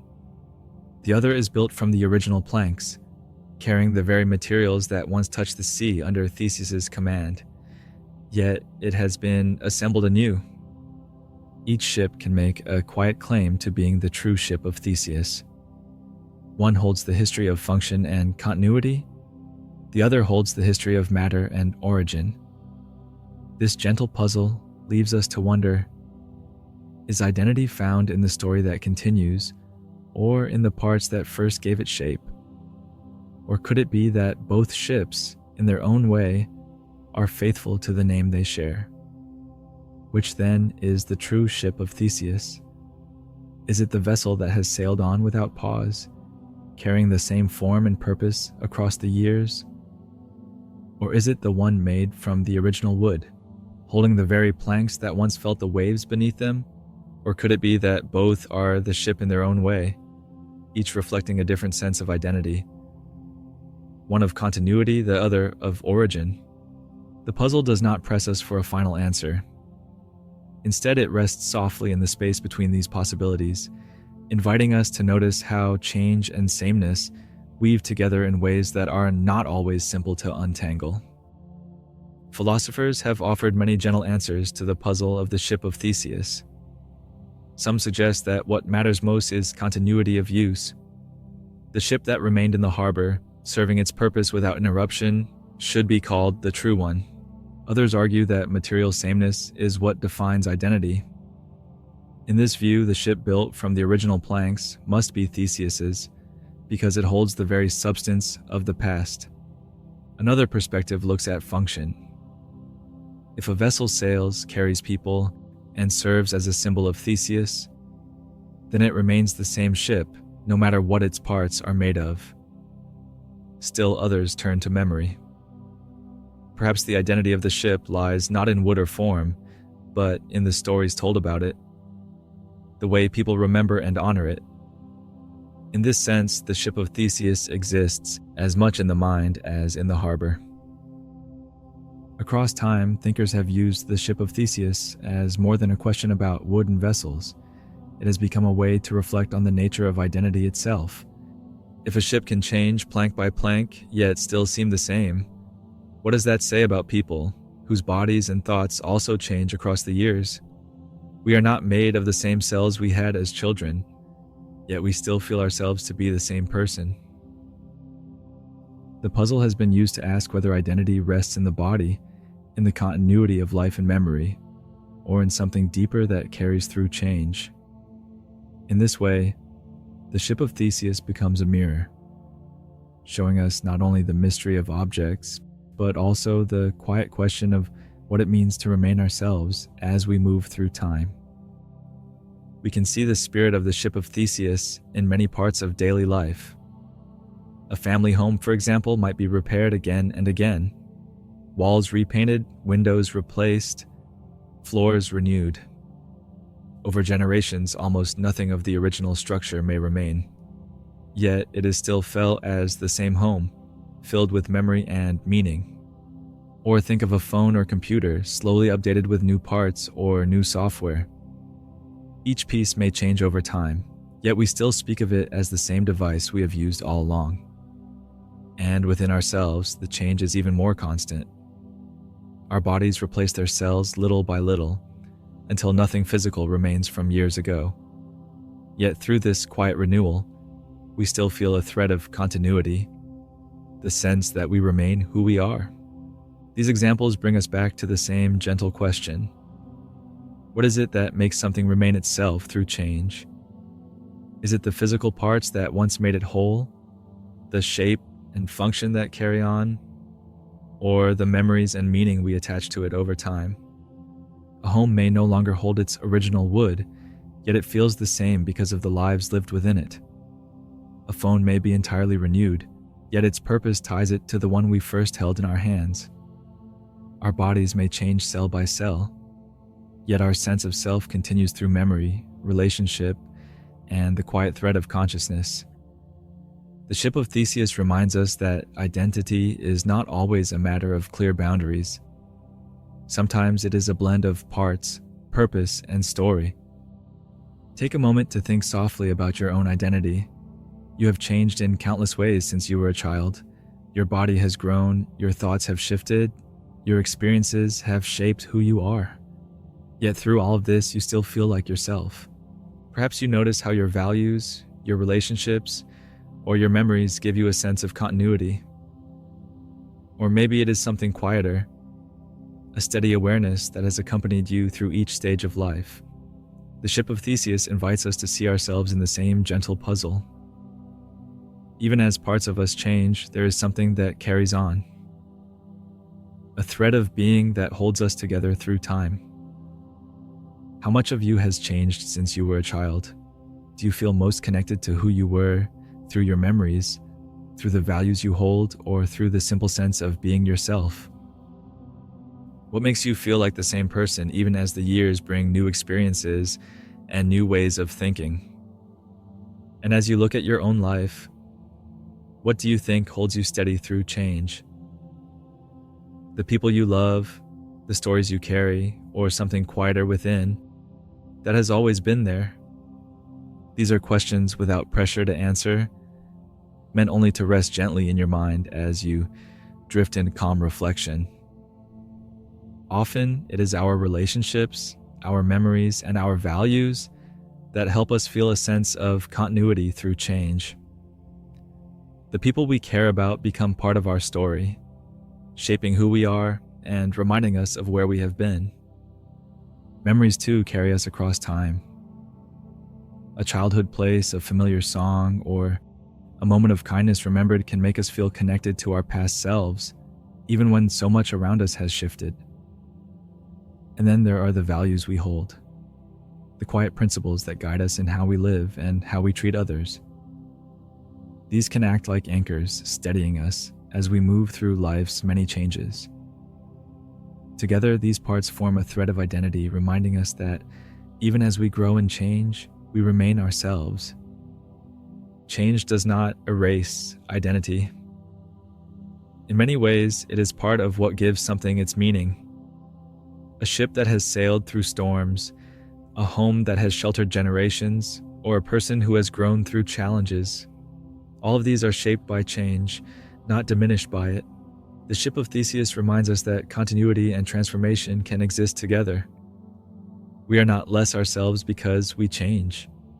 We are ourselves precisely because of the journey we have taken plank by plank, moment by moment. To see change as part of identity is to see life itself as a living thread, woven with both old and new, holding steady through the passing of time. Imagine yourself as a ship drifting on calm waters, carried gently forward by the quiet current of time. The waves move softly beneath you, steady and unhurried, guiding you onward without effort. Each moment, like a plank, becomes part of your journey. Some are replaced with new experiences, others remain as cherished memories, but together they form the vessel that carries you. There is no need to rush, no need to steer against the flow. You are simply moving with the rhythm of life, whole and complete as the waters guide you onward. From identity, we move into time itself. Seneca reminds us that life is not truly short, but feels so when we waste it, and that presence gives it meaning. Seneca lived in the 1st century, during the height of the Roman Empire. Though he moved in the busy world of politics and power, his writings turned again and again to calm and lasting truths. He believed that the way we use our time is at the heart of how we live, and that learning to value each moment can bring both peace and clarity. Tonight's story is about his reflections on the shortness of life, and how even a brief span of years can feel full and complete when we live it with care. Seneca often reminded his readers that life is not truly short, but that we make it feel so when we waste our days on things that do not matter. Time, he said, is the one resource we can never gain back, yet it is the one we treat most carelessly. Tonight's story will explore this gentle but powerful idea. Through Seneca's words, we will see how using our time with intention can bring calm and presence, even in the busiest of days. His reflections invite us to focus on what is meaningful, to let go of what distracts us, and to discover that a well-lived life is not measured in length, but in depth. Seneca lived in the 1st century CE, in Rome during the time of emperors. The city was the heart of a vast empire, filled with wealth, power, and constant change. It was an age of grandeur, but also of uncertainty, where politics and personal fortune could shift in an instant. In this setting, Seneca spent his life thinking and writing about how to live well, offering guidance not just for rulers, but for anyone seeking steadiness in the midst of life's challenges. Seneca was both a philosopher and a statesman. As a Stoic thinker, he wrote about reason, virtue, and the importance of self-control. As a teacher and advisor, he stood close to power, serving as tutor and counselor to the young Emperor Nero. These roles placed him in the center of turbulent political times, where ambition, danger, and intrigue were constant. Yet even in this demanding world, he turned to philosophy as a guide, seeking calm and clarity through the practice of Stoic thought. His writings reflect this balance, born from a life lived amid both quiet reflection and public responsibility. Stoicism had become deeply rooted in Roman culture by Seneca's time. It was a philosophy that valued reason, self-discipline, and virtue as the highest goods. Stoics believed that while we cannot control fortune, health, or the length of our lives, we can always choose how to respond. This way of thinking spoke strongly to Romans, who lived in a world shaped by both great opportunity and sudden loss. The Stoics taught that peace comes from accepting life's brevity, using each moment well, and aligning one's actions with justice and integrity. For Seneca, these ideas were not distant theories, but practical tools for daily living, reminders to use time wisely and to live with clarity, no matter the uncertainty of the world. Among Seneca's many writings, one of his most enduring works is a short essay called On the Shortness of Life. Though written nearly 2,000 years ago, it continues to speak clearly to the concerns we still feel today, the sense that time is slipping away too quickly, and that life often feels shorter than we expect. In this essay, Seneca offers not abstract philosophy, but gentle practical advice.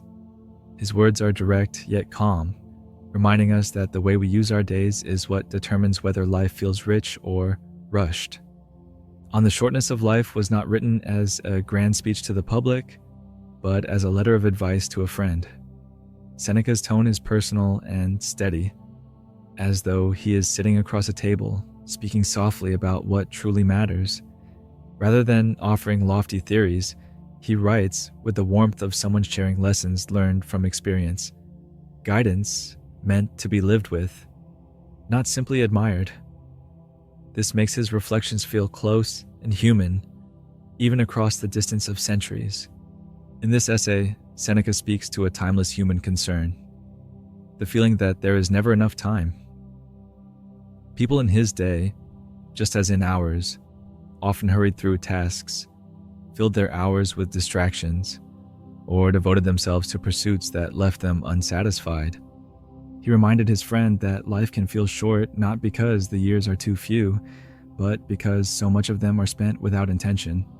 By turning our attention to what matters most, he suggested, even an ordinary span of years can feel abundant and full. Seneca's key idea is that life is not truly short, but that it often feels so because we waste much of it. He observed that people devote enormous energy to gaining wealth, status, or recognition, yet give little thought to how they spend their most precious resource, time. In his view, life becomes short when it is scattered across countless distractions, but it becomes long when it is lived with focus and care. To him, the real measure of a life was not how many years it held, but how those years were used. For Seneca, time was the most precious resource we possess, far more valuable than wealth, property, or honor. Money can be earned again, possessions can be replaced, and status can rise or fall, but time, once spent, can never return. He noted how freely people give away their hours to trivial matters, yet guard their money carefully. In his eyes, this was a mistake, for time is the true treasure of life. To protect and cherish it is to live wisely, while to waste it is to lose what can never be regained. In his writings, Seneca often gave gentle reminders to live deliberately.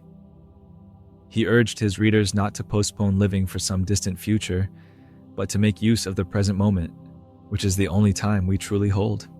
He spoke of the danger of being consumed by busyness, of filling our days with duties, entertainments, and ambitions that leave us little space for reflection. In his view, this constant rush can make even a long life feel empty. Instead, he encouraged focusing on what truly matters: the pursuit of wisdom, the cultivation of virtue, and the enjoyment of simple, meaningful moments. To live in this way, he believed, is to stretch the span of life, making each day rich and complete. We can see Seneca's lesson in the rhythm of our own days. There are times when we rush through tasks, moving quickly from one thing to the next, yet find ourselves at the end of the day unsure where the time has gone. Our hours may have been full, but they do not always feel fulfilling. At other times, we fill our days with distractions, turning to small diversions that keep us busy but leave us unsatisfied. These moments pass quickly, and when we look back, they often feel as though they slipped quietly away. But there are also times when we choose to be present in small, simple moments, sharing a quiet meal, noticing the light at the end of the day, or listening fully to someone we love. These moments may be brief, yet they feel lasting. Seneca believed that living with this kind of attention turns even ordinary days into something rich and full. Seneca's reflections belong to the broader tradition of Stoic philosophy, which taught that the key to a good life lies not in what happens to us, but in how we choose to respond.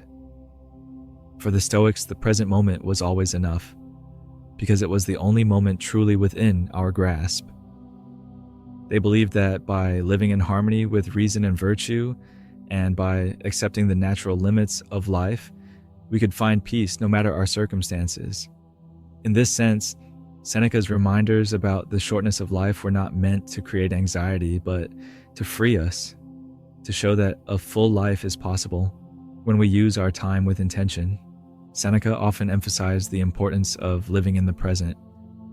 He noticed how easily people become caught between longing for the past and fearing the future. The past, he said, is already beyond our reach, and the future is uncertain, no matter how much we plan for it. What we truly possess is the present moment, the quiet space of now. By giving ourselves fully to it, we can find calm and richness without needing to borrow from yesterday or tomorrow. For Seneca, this was the heart of wise living, not to stretch ourselves thin across time, but to be fully alive in the moment that is already here. The Stoics believed that each moment could be seen as complete in itself, carrying within it all that is needed for a full life. A single day lived with clarity and virtue was no less meaningful than a long lifetime scattered in distraction. For them, the measure of life was not in its length, but in its depth. To act justly, to think clearly, to live with kindness, these made a moment whole, no matter how brief. In this way, the Stoics found freedom from fear of the future and regret of the past, resting instead in the completeness of the present. Take a moment to think softly about how you use your own time. Notice the shape of your days, the routines, the small choices, the way hours pass almost without being seen. Are there moments that feel scattered, as though the day slipped through your hands? And are there others that feel steady and whole, where even a few minutes carried a sense of meaning? Seneca would invite us to reflect gently on these patterns, not with judgment, but with curiosity. In doing so, we can begin to see where our time drifts away and where it gathers into something lasting. When do your days feel most full of meaning? Is it in the quiet of the morning before the world stirs, or in the company of someone you care for when time seems to slow? What small moments do you wish you could linger in longer? Perhaps it is the warmth of sunlight through a window, the comfort of a familiar routine, or the ease of laughter shared with a friend. These questions are not meant to be answered quickly, but to rest gently in your mind, guiding your attention toward the parts of life that feel most alive and enduring. Seneca suggested simple practices that can bring more fullness to our days. One is to set aside a few quiet moments each day for reflection, time to look back gently, to notice how we have spent our hours, and to consider how we wish to spend the ones to come. Another is to savor small joys. A walk outdoors, a shared meal, or a pause to breathe deeply can become reminders that meaning is often found in the simplest of things. He also encouraged setting aside distractions so that our attention can rest on what feels most important: our relationships, our values, and the work that truly matters to us. By shaping our days in these small ways, we can begin to feel that even ordinary time holds quiet richness. Living well does not mean having endless time. It means cherishing the time we do have, however long or short it may be. Seneca reminds us that even a single day, if lived with presence and care, can feel full and complete. It is not the number of years that gives life its weight, but the way we choose to fill them with kindness, reflection, and attention to what matters most.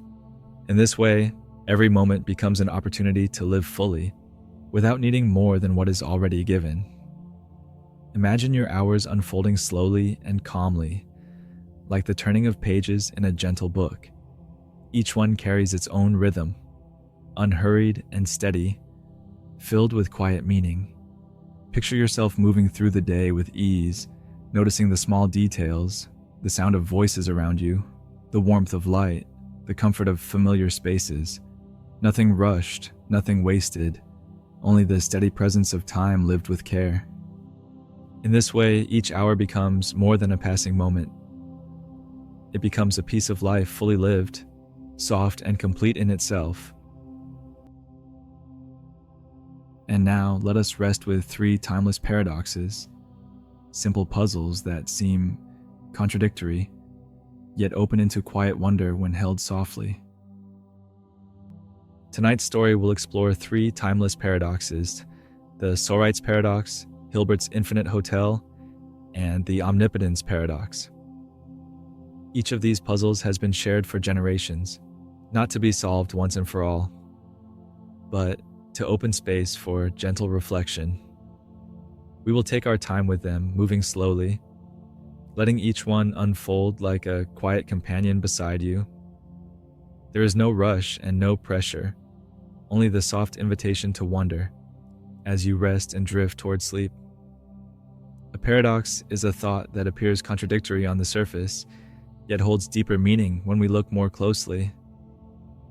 At first, it may seem impossible or even playful, but with patience, it reveals questions that linger in the mind. Rather than offering neat solutions, paradoxes remind us that not everything fits easily into the boxes of logic. They invite us to pause, to notice where certainty fades into mystery, and to rest in that space with curiosity. Philosophers have often used paradoxes to gently stretch the mind. They are not meant to be solved quickly, but to slow our thoughts and reveal the edges of what we think we know. A paradox can take something familiar and turn it slightly, so that we see it in a new light. In this way, they are less about reaching a final answer and more about opening space for wonder, where we can sit quietly with the mystery of things. These paradoxes are not problems to fix or challenges to overcome. They are soft puzzles meant to be held lightly, like smooth stones in the hand. As you listen, you do not need to search for solutions. Instead, let the questions drift with you, carrying you gently toward rest. In this way, paradoxes become companions for sleep, reminders that it is enough simply to wonder. Now moving on to our first paradox. Picture a heap of sand gathered into a pile. If you remove just one grain, it seems clear that it is still a heap. Another grain disappears, and again, the heap remains. No single grain feels important enough to change its nature. Yet if you continue this process, grain by grain, eventually there will be nothing left at all. The puzzle asks, at what moment did the heap stop being a heap? Was it when there were 1,000 grains, or 100, or only a handful? This question may sound simple, but it unsettles the way we think about boundaries. Many things in life change little by little, so slowly that we do not notice the shift until it has already taken place.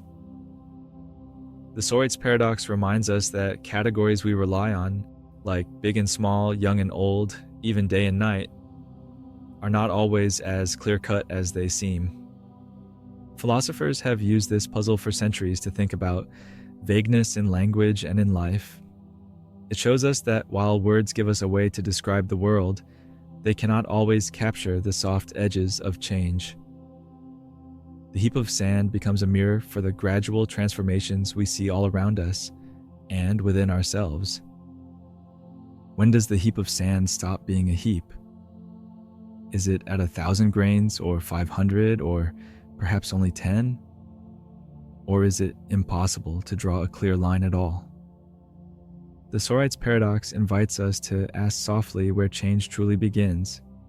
We often imagine that transformation happens in big moments, a sudden shift, a turning point, a clear before and after. Yet much of life unfolds in tiny steps, so gradual that we only notice the difference when we pause and look back. Consider how we age. There is no single day when we suddenly become old, yet over years the change quietly gathers. Think of habits, both helpful and unhelpful, that take shape one small choice at a time, until they become part of who we are. The same puzzle appears in relationships, in learning, in the way a city grows, or the way seasons turn. The paradox does not offer a clear answer, but instead holds up a mirror.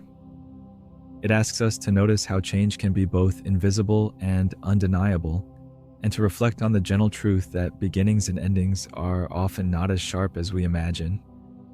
Instead, they flow together, grain by grain, moment by moment, into the life we know. Gradual change is one of the quiet constants of life.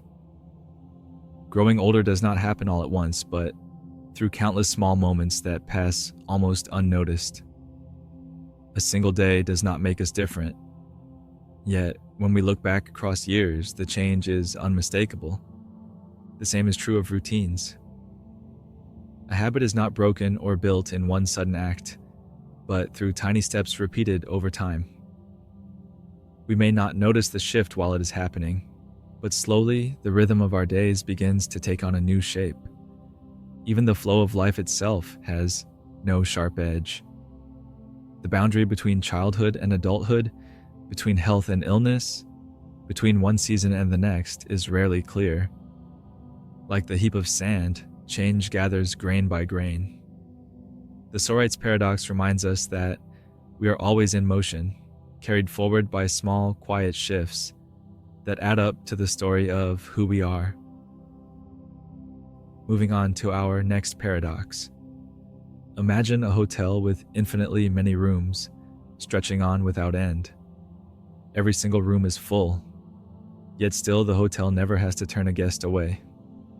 This is Hilbert's infinite hotel, a thought experiment introduced by the mathematician David Hilbert in the early 20th century. At first it seems impossible. If there are no empty rooms, how could new guests ever stay? But infinity does not follow the same rules as ordinary numbers. In this strange hotel, when a new guest arrives, the manager simply asks everyone to move up one room. The person in room 1 moves to room 2, the person in room 2 to room 3, and so on without limit.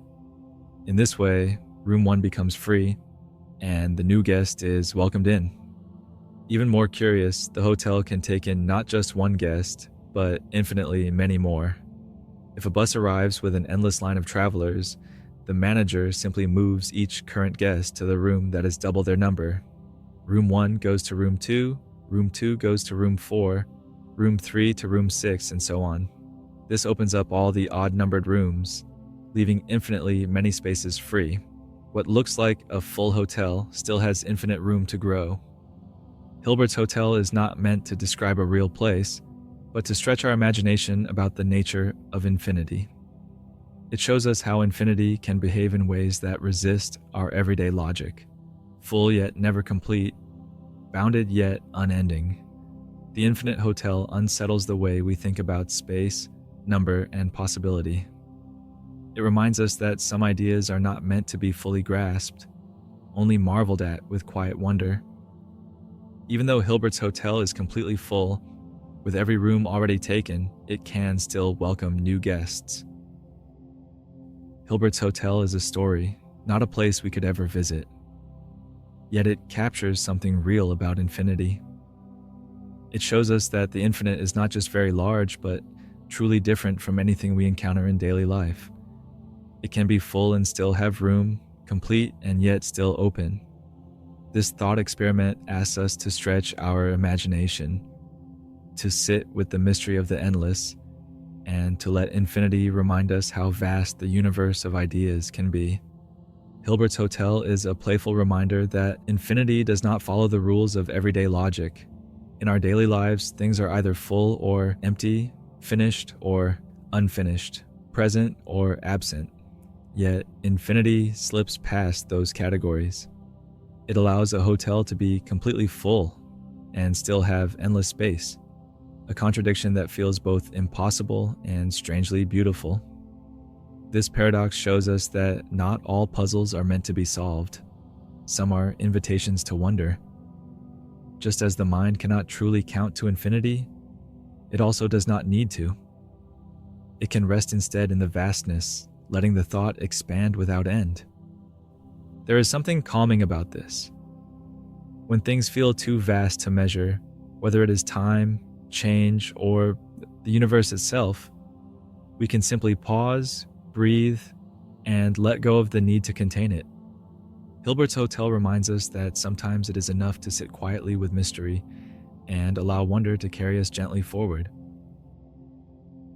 Now, moving on to the last paradox of tonight. The omnipotence paradox begins with a single, curious question.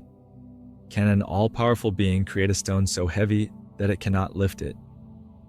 At first, the question sounds simple, almost like a riddle. But when we sit with it, we notice the tension it creates. If the being can create such a stone, then there is something it cannot do. It cannot lift it. But if it cannot create the stone, then again there is something it cannot do. Either way, the idea of limitless power seems to collapse into a contradiction. Philosophers and theologians have reflected on this puzzle for centuries.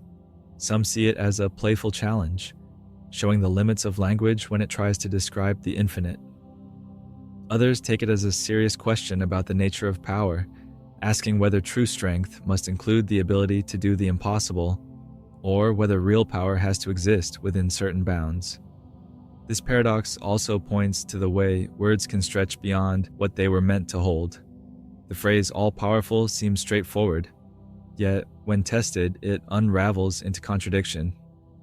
It reminds us that even our deepest ideas are shaped by language, and sometimes language reaches its edge. Just like with infinity, the omnipotence paradox shows us that not everything can be contained in neat definitions. Some ideas remain beyond the reach of human thought, inviting us not to solve them, but to sit in quiet reflection. The omnipotence paradox does not resolve neatly, but perhaps it is not meant to. Instead, it opens a space for reflection, asking us to consider what true strength might mean, and whether the greatest power lies not in doing the impossible, but in the quiet consistency of order, balance, and harmony.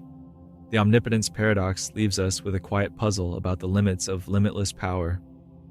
It shows how even our boldest ideas can bend back on themselves, not because they are wrong, but because language sometimes reaches beyond what it can hold. When we say all-powerful, the words feel complete, yet the paradox reveals cracks at the edges. It reminds us that some concepts are simply too vast for language to contain. Like trying to hold the ocean in a cup, our definitions spill over when we reach for the infinite. This does not make the idea meaningless. Instead, it invites humility. It suggests that some mysteries are not for us to master, but to acknowledge with quiet respect. The omnipotence paradox teaches us that, even in thought, there are horizons we cannot cross, and that sitting calmly at those horizons can bring a sense of peace. These paradoxes, though ancient and abstract, gently mirror the puzzles we encounter in everyday life. The Stoics paradox reminds us of gradual change, the way small steps blend together until transformation is complete without our noticing. Hilbert's Infinite Hotel reflects how some things, like time or possibility, feel too vast to fully measure, leaving us with both awe and uncertainty. The omnipotence paradox echoes the limits of language itself, reminding us that words can stretch only so far before they begin to twist. In each of these, we see a reflection of our own experience. Life rarely offers sharp edges or perfect clarity. Instead, it unfolds in blurred boundaries, in mysteries too large to pin down, in thoughts that stretch past what we can easily explain. These paradoxes become gentle companions, not as answers, but as reminders that life's richness often lies in what cannot be neatly defined. Noticing this can bring a kind of calm. It softens the need for certainty and allows us to rest in the flow of change, the vastness of the unknown, and the quiet acceptance that some questions are meant to remain open. Have you ever noticed change happening so slowly that you only recognize it when you pause and look back? Like the way a child grows, or how your own routines shift quietly over time? Do you ever feel a sense of wonder when faced with something too large to understand, like the stars overhead or the endless horizon of the sea? And can unanswerable questions sometimes bring you calm? Not because they give solutions, but because they invite you to hold them gently, like soft companions in the quiet of the night. Paradoxes remind us that not everything in life must be resolved. Some questions do not need answers. Instead, they can stay with us as gentle companions, offering perspective and wonder. In a world that often presses us to find certainty, paradoxes invite us to breathe more slowly, to rest in the spaces where clarity is not required. They remind us that mystery is not something to fear, but something that can soften the mind and open the heart. As you prepare for rest, imagine yourself drifting like a single grain of sand, light and unhurried, shifting gently with the quiet winds of time. Each movement is small, almost unnoticed, yet together they carry you onward with ease. Or picture yourself as a traveler in the endless hotel, always arriving to find a room waiting. No matter how many have come before, there is always space for you, always a place to settle, infinite and welcoming. Let these images guide you into calm. Whether like the grain of sand or the endless traveler, you are carried softly forward, always with room to rest, always with space to be. From playful puzzles, we step into the depth of the human heart. Kierkegaard invites us to reflect on anxiety and the leap of faith into the unknown. These ideas may sound large, but we will approach them slowly, step by step, as companions for rest. Tonight's story will not chase answers or try to remove uncertainty. Instead, it will invite peace with the unknown and show how, even in moments of unease, we can discover calm and meaning. Søren Kierkegaard lived in the early 19th century in Copenhagen, the capital of Denmark. At that time, the city was small compared to other European centers, yet it was alive with both tradition and change. old church spires rose above narrow streets, while new ideas about science, philosophy, and society were beginning to stir. Copenhagen was a place where faith and doubt, certainty and questioning often stood side by side. Kierkegaard grew up surrounded by the strong presence of Christianity, yet he also witnessed the modern world pushing toward reason, individuality, and new freedoms. This mixture of stability and transformation shaped the questions he would spend his life exploring. Kierkegaard lived much of his life as an outsider to the academic world. While many philosophers of his time wrote systematic works meant for universities, his writing was different. He spoke in a deeply personal voice, often through journals, essays, and even fictional characters who reflected different sides of human struggle. His style was not meant to build a neat system of thought, but to reach the individual reader directly.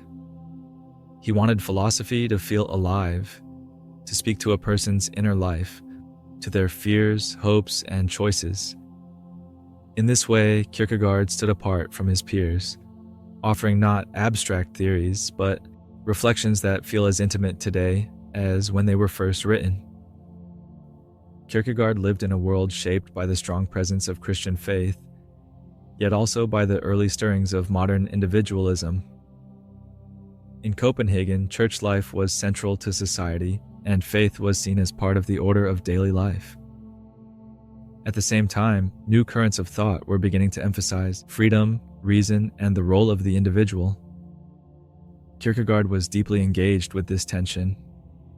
He respected faith, but questioned what it meant to truly live it, not just as tradition, but as a personal choice. He also recognized the rise of individuality, with its promise of freedom, but also its burden of responsibility. His writings grew out of this cultural crossroads, reflecting a time when people were beginning to ask what it means to live, not only as part of a community, but as a self standing alone before life and its uncertainties. Kierkegaard saw anxiety not as a flaw to be removed, but as a natural part of being human. He described it as a signal that we are free, that we stand before choices, possibilities, and paths that are not yet decided. To him, anxiety was not only fear or worry, it was the deep unease that comes from realizing that life is open and that we are responsible for how we step into it. He called it the dizziness of freedom, the strange, unsettling feeling of standing on the edge of possibility. Rather than avoiding this feeling, Kierkegaard believed it could guide us. Anxiety reveals that our lives are not fixed, that we always have the power to choose, and that with choice comes both uncertainty and the chance for meaning. Kierkegaard described anxiety as the dizziness of freedom. Imagine standing at the edge of a high cliff, looking down into the open air. You may feel fear of falling, but also the strange awareness that you could step forward if you chose. That vertigo, that uneasy awareness of possibility, is how Kierkegaard pictured freedom.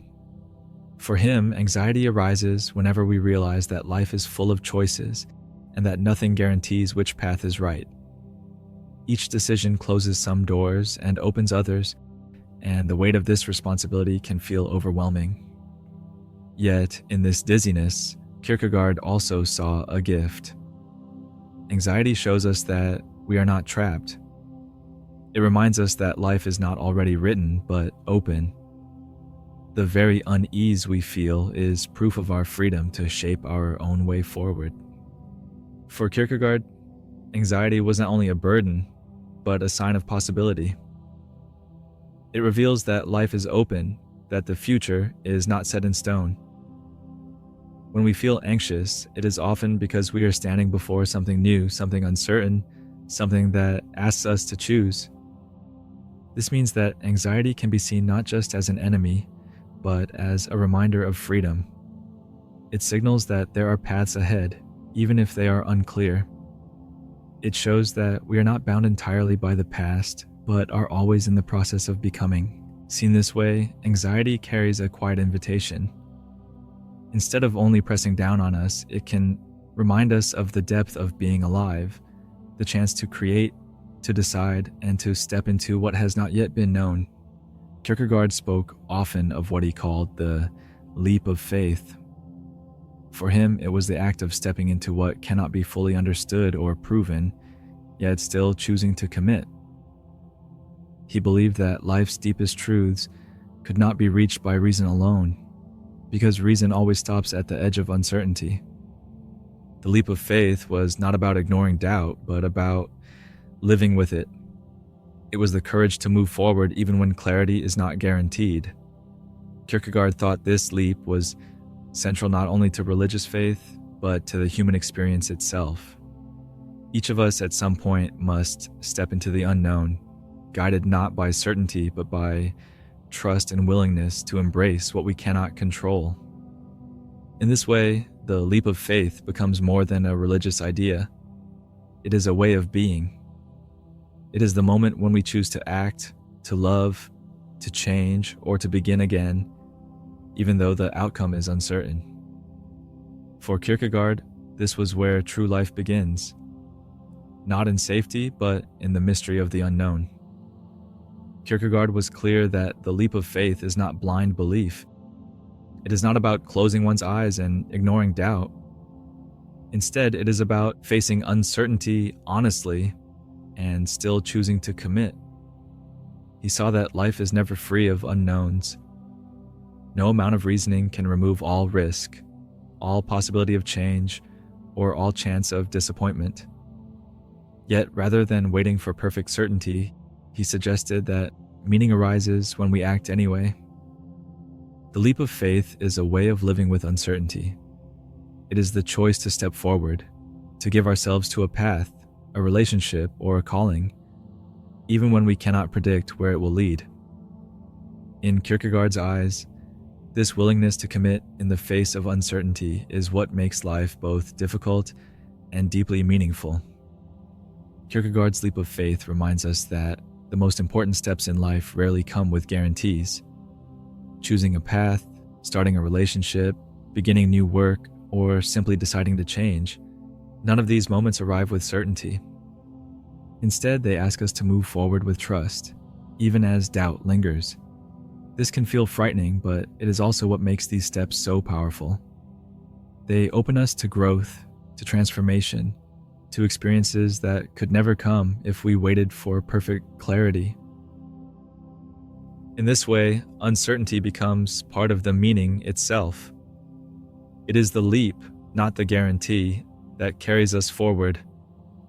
Each choice made in the presence of doubt becomes a quiet act of courage that shapes the story of our lives. Take a moment to think softly about your own experiences of uncertainty and choice. Perhaps you remember a time when the path ahead was unclear, yet you still had to decide which way to turn. It may have been something small, like taking on a new routine, or something much larger, like stepping into a new chapter of life. In those moments, you may have felt the unease of not knowing what would come, along with the quiet courage it took to move forward anyway. Kierkegaard would remind us that these feelings of anxiety and uncertainty are not signs of weakness. They are signs that we are alive, standing before possibility, and capable of taking steps into the unknown. When have you felt anxiety before a change or a decision? Was it in a moment when life asked you to step into something unfamiliar, where the way forward was uncertain? How have you found courage to move forward without knowing the outcome? Did it come from trust in yourself, from the support of others, or simply from taking one small step at a time? These are not questions that need quick answers. They are gentle invitations to notice how you have lived with uncertainty before, and how those moments have shaped the path you walk today. Kierkegaard's reflections invite us to practice living gently with uncertainty. One way is through the simple act of breathing with it. When you notice anxiety rising, pause and let each breath remind you that you are here, steady in this moment, even if the future feels unclear. Another practice is to take one step at a time. Rather than needing to see the whole path, allow yourself to move slowly, trusting that each small step carries you forward. This can make even large decisions feel more manageable, easing the weight of what lies ahead. You might also find comfort in writing down your fears and your hopes. Seeing them on the page can soften their intensity and give shape to what feels overwhelming. It is a way of placing uncertainty outside of yourself, turning it into something you can look at calmly rather than something that only stirs within. Anxiety need not be an enemy. Kierkegaard reminds us that it can also be a sign of possibility, a quiet proof that the future is open and that we are free to choose. Rather than seeing anxiety only as a burden, we might see it as a companion that points toward the new, the untried, the yet to come. Its presence tells us that life is unfolding, that we are standing on the edge of something that matters. When we shift our view in this way, anxiety becomes less of a weight and more of a signal, a reminder that within uncertainty lies the chance to grow, to begin, and to step into meaning. Imagine yourself standing at the edge of a new path. The way forward is not fully visible, and the outcome is unknown, yet you feel steady and calm as you stand there. The ground beneath you is firm, and the air is still. You do not need to know everything that lies ahead. All that is asked of you is one quiet step, gentle and deliberate, carrying you forward into what is possible. With each step, the path unfolds just enough for you to continue, reminding you that you do not need certainty to move. You need only the courage to begin. From anxiety, we move gently toward awareness. Eckhart Tolle and Advaita Vedanta remind us that we are not our thoughts, but the calm presence behind them. Eckhart Tolle is a modern spiritual teacher, best known for his book, The Power of Now. His work has reached people around the world, not through complicated theories, but through gentle reminders about presence. He speaks of the mind as something that often pulls us away from the richness of the present moment, filling our awareness with constant thought and worry. Tolle's teaching is simple yet profound. Beneath this noise of the mind, there is a deeper awareness that is always present. By resting in this awareness, we can find peace that is not tied to circumstances or to the restless movement of thought. For many, his words serve as a doorway back to stillness, to a quiet sense of being that is always within reach. Advaita Vedanta is an ancient Indian philosophy that speaks of non-duality, the understanding that the deepest self is not separate from the whole of reality. According to this tradition, what we truly are is not the body nor the restless movement of the mind, but pure awareness itself. In Advaita, thoughts and sensations are seen as passing appearances, like waves on the surface of the ocean. The true self is the ocean beneath, vast, still, and unchanging. This awareness does not come and go. It is the steady presence in which every experience rises and falls. By recognizing this, Advaita invites a gentle detachment from the ego and its stories. Liberation is found not in controlling thoughts, but in seeing clearly that we are the witness behind them, the spacious consciousness in which they appear. Both Eckhart Tolle's teaching and Advaita Vedanta point to the same gentle truth. Liberation begins when we recognize the difference between thought and the true self. Thoughts move quickly, shifting from worry to memory to imagination. They can stir emotions and shape the way we see the world. Yet beneath them, there is something more steady, the quiet presence of awareness itself. When we notice this difference, a sense of freedom opens.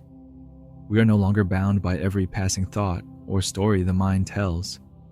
Instead, we rest in the deeper self that simply observes, calm and unchanging, even as life continues to move around us. The mind is a powerful tool. It allows us to plan, to remember, to create, and to solve problems. Yet, When we mistake our thoughts for who we truly are, suffering often follows. Eckhart Tolle reminds us that most people live caught in the constant noise of the mind. Thoughts run endlessly, replaying the past, imagining the future, judging, comparing, worrying. In this state, the mind becomes less of a tool and more of a cage, pulling us away from the quiet richness of the present moment. Tolle's gentle teaching is that we do not have to live trapped in this stream. By noticing that thoughts are simply thoughts, we begin to step back from them. In that space, the present moment opens, calm, steady, and alive, showing us that peace is found not in endless thinking, but in simply being. Advaita Vedanta offers a simple image. The mind is like clouds drifting across the sky, while awareness is the open sky itself. Clouds may gather, scatter, or even cover the sky completely, but they never change what the sky is. In the same way, thoughts and emotions come and go, yet the deeper self, the pure awareness behind them, remains untouched. Eckhart Tolle echoes this teaching. He says the true self is not the stream of thoughts, but the silent witness that notices them. The awareness that sees a thought arise and fade is not itself changed by the thought. It is steady, still, and always present, no matter what the mind is doing. By remembering this, we can begin to rest more in the space of awareness rather than in the turbulence of thought.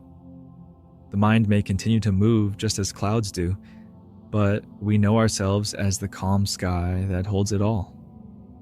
The ego in both Tolle's teaching and Advaita Vedanta is the sense of I that is built from thought and memory. It is the story we tell ourselves about who we are, our roles, our successes, our struggles, and the opinions we hold. While the ego gives us a sense of identity, it also traps us when we believe it is the whole of who we are. Tolle explains that much of human suffering comes from clinging to this ego, defending it, and fearing its loss. Advaita points in the same direction. The ego is only a surface appearance, like a reflection in water. The true self lies deeper in the awareness that notices the story of the ego without being defined by it. Detachment from ego does not mean rejecting it or trying to erase it. Instead, it means gently stepping back, realizing that the ego is only one layer of experience. By no longer being ruled by it, we find a quiet freedom, a chance to live from the calm awareness that is always present, steady, and unchanging. Take a moment to reflect softly on your own experience. Can you remember a time when you simply noticed a thought come and go, without needing to chase it or hold on to it? Perhaps it was while sitting quietly when a worry passed through your mind and then faded on its own. Or maybe it was while walking in nature, when thoughts moved in and out like background sounds, while your attention rested gently on what was around you. These moments, though small, show us something important. Thoughts arise and pass like waves on water. They do not need to be controlled or silenced. Simply noticing them without becoming caught can reveal a calm awareness that is always present beneath them. Have you ever felt a quiet space behind your thoughts, as though there is a stillness that remains even as the mind continues to move? What happens when you simply watch a thought without believing it? When you let it drift by, like a cloud passing across the sky, without needing to follow where it leads? These gentle questions do not need quick answers. They are invitations to notice that behind the movement of the mind, there is always a deeper calm waiting to be felt. There are simple practices that can help us rest more often in awareness. One is pausing to observe the breath. With each inhale and exhale, attention settles into the present moment, and the stream of thought grows quieter. Another is to notice the small gaps between thoughts. Just as clouds drift apart to reveal clear sky, the mind has natural spaces of stillness. When we rest in those spaces, even briefly, we touch the calm that lies beyond thinking. A gentle reminder can also be helpful. When caught in worry or distraction, softly tell yourself, "I am the awareness that notices." This shifts attention from the content of thought to the space that holds it, opening the way to a steadier sense of peace. You are not your restless mind with all its shifting thoughts and stories. You are the calm awareness that holds it, the quiet presence in which every thought arises and fades away. This awareness remains unchanged, steady, open, and at peace. It is always here, waiting gently behind the movement of thought, like the still sky behind passing clouds. Remembering this can bring ease. You do not have to silence the mind or control every thought. You need only rest in the awareness that notices them, and in doing so, you return to the deeper self that has always been whole. Imagine yourself as a vast, quiet sky, wide and open. Across this sky, thoughts drift like soft clouds, appearing, changing shape, and then passing on. Some clouds may be heavy, others light, but none of them can disturb the stillness of the sky itself. No matter how many appear, the sky remains clear and spacious, always untouched. Let yourself rest in that image. You are not the passing clouds of thought. You are the open sky, calm and steady, holding it all with ease. From mind and awareness, we drift into reality itself. Tonight's next reflection asks, can we ever be certain that anything is truly real? The question about whether anything is truly real has been asked for thousands of years. Long before modern technology or space travel, long before the idea of virtual reality, people were already wondering about the world around them. In ancient Greece, thinkers like Plato told stories about people mistaking shadows for reality. In India, Buddhist teachers spoke of the world as a passing illusion, something not quite solid or fixed. And today, in books, films, and even science labs, the same question quietly echoes. Is what we're experiencing real, or just a kind of dream? It's not a new worry, it's an old curiosity. A calm, patient wondering that stretches across centuries and cultures. And tonight, we'll take our time with it. Just listening gently to the ways it's been explored. Even though these ideas come from different times and places, something about them feels surprisingly similar.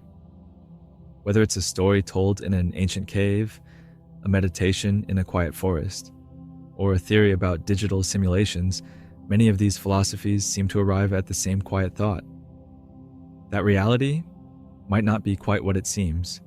Maybe what we see and hear is only part of the picture. Maybe our senses, as helpful as they are, don't tell us the whole story. Or maybe the world itself is more fluid, more dreamlike than we usually notice. This doesn't mean we have to reject everything around us. It just means there's room to pause, to gently question, to be open to the idea that reality might be softer, stranger, or more mysterious than it appears. In the next part, we'll listen to a few of these thinkers and their calm, curious ways of exploring this idea. Let's begin with Plato. Plato was a philosopher in ancient Greece, around 2,400 years ago. He gave us one of the most famous images in philosophy, the allegory of the cave. He asked us to imagine this. A group of people have lived their whole lives inside a cave. They've been there since birth. They're chained in place so they can only look forward. Behind them is a fire. And between the fire and their backs, other people walk by, holding up objects, statues, carvings, small figures. The fire casts shadows of these objects onto the wall in front of the prisoners. And because these shadows are all the prisoners have ever seen, they believe the shadows are real. To them, the shadows are reality. They don't know there's a whole world outside the cave, a world full of color, depth, and sunlight. All they've ever known are flickering shapes on a wall.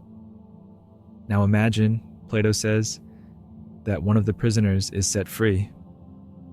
At first, the bright light of the fire hurts their eyes. They're confused and overwhelmed, but slowly they begin to turn around. They see the fire, they see the objects, and eventually they find their way out of the cave into the sunlight. At first, they can't believe how much more there is. They've stepped into a world that's far more real than the one they knew. And now, imagine they go back into the cave to tell the others. The others might not believe them. They might even become angry or frightened, because their world, the world of shadows, feels safe. It's what they know. Plato used this story to explore how we often mistake appearance for reality. The cave represents a limited view of the world, shaped by habit and perception. And the journey out of the cave is like the slow process of gaining wisdom, seeing past illusions to something deeper and more real. But he also leaves us with a quiet question. How can we ever be sure we've left the cave? What if we're still inside, watching shadows, without even knowing it? Let's rest with that thought and then drift onward to the next voice in this long, gentle conversation. Now let's gently shift our focus from ancient Greece to ancient India. Buddhism, which began over 2,500 years ago with the teachings of the Buddha, offers a very different setting. Quiet forests, simple robes, silent meditation. But the questions it asks echo some of the same themes. At the heart of Buddhist thought is the idea that everything in the world is impermanent. Nothing lasts forever. Everything changes, slowly or suddenly, and nothing stays exactly the same. Not even for a moment. This includes not just the things around us, like trees or buildings or weather, but also our thoughts, our feelings, even our sense of self.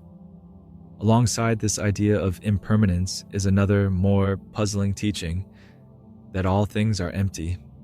This doesn't mean they don't exist at all. Instead, it means that nothing exists independently. Everything depends on something else. Nothing has a fixed, unchanging core. Everything is part of a web of causes and conditions. In one of the most well-known lines from Buddhist scripture, it says, "Form is emptiness, and emptiness is form." This might sound confusing at first, but it's a soft, careful way of saying that what seems solid is actually fluid, and what seems empty is actually full of connections and possibilities. If you look at a tree, Buddhism would invite you to see not just the tree itself, but the sunlight, the rain, the soil, the passing of seasons, all the things that make the tree possible. The tree isn't just there on its own. It's part of a larger changing whole. In this way, the world we see might not be quite as fixed or separate as it seems. What feels real and solid is always in motion, always in relationship. Just like a dream fades as we wake up, the forms around us are always gently slipping out of our grasp. But rather than being frightening, this way of seeing the world can bring a quiet sense of peace. If nothing is fixed, then nothing needs to be clung to. We can simply breathe and let things come and go. In this tradition, to see the emptiness of things is not to lose them, but to finally see them clearly. Let's hold that softly and move on to the next questioner of reality. Now we return to Europe, to the 1600s, where a French philosopher named René Descartes was quietly sitting alone thinking. Descartes wanted to find a firm foundation for knowledge, something solid he could build on. But instead of starting with answers, he began with doubt. He asked himself, what if I've been wrong about everything? What if everything I see and hear is unreliable? What if my senses sometimes deceive me, like in dreams or illusions? And if they deceive me even once, how can I trust them at all? He imagined a thought experiment. He said, "What if there were a powerful being, an evil demon, whose only goal was to trick me, to make me believe in a world that doesn't exist, to control all my experiences so that nothing I see or feel is real?" This wasn't something Descartes believed literally. He wasn't trying to scare anyone. He was using the idea as a tool, a way to see how far doubt could go. And he realized something remarkable. Even if everything was a lie, even if all his senses were being fooled, even if an evil demon was shaping every part of his world, there was still one thing he could be sure of: that he was thinking. And if he was thinking, he must exist. From this came his most famous line, "I think, therefore I am." It's a quiet moment of certainty found in the middle of deep confusion. Even if the outer world is uncertain, the fact that we are aware that we are thinking is something we can hold on to. But the world outside our minds, that remains uncertain. Maybe real, maybe not. Descartes didn't stop there, but tonight we'll pause with just that part of his journey. The part where doubt leads us not to fear, but to clarity, to the simple awareness that even in the middle of confusion, something is still here. Let's rest with that and gently continue.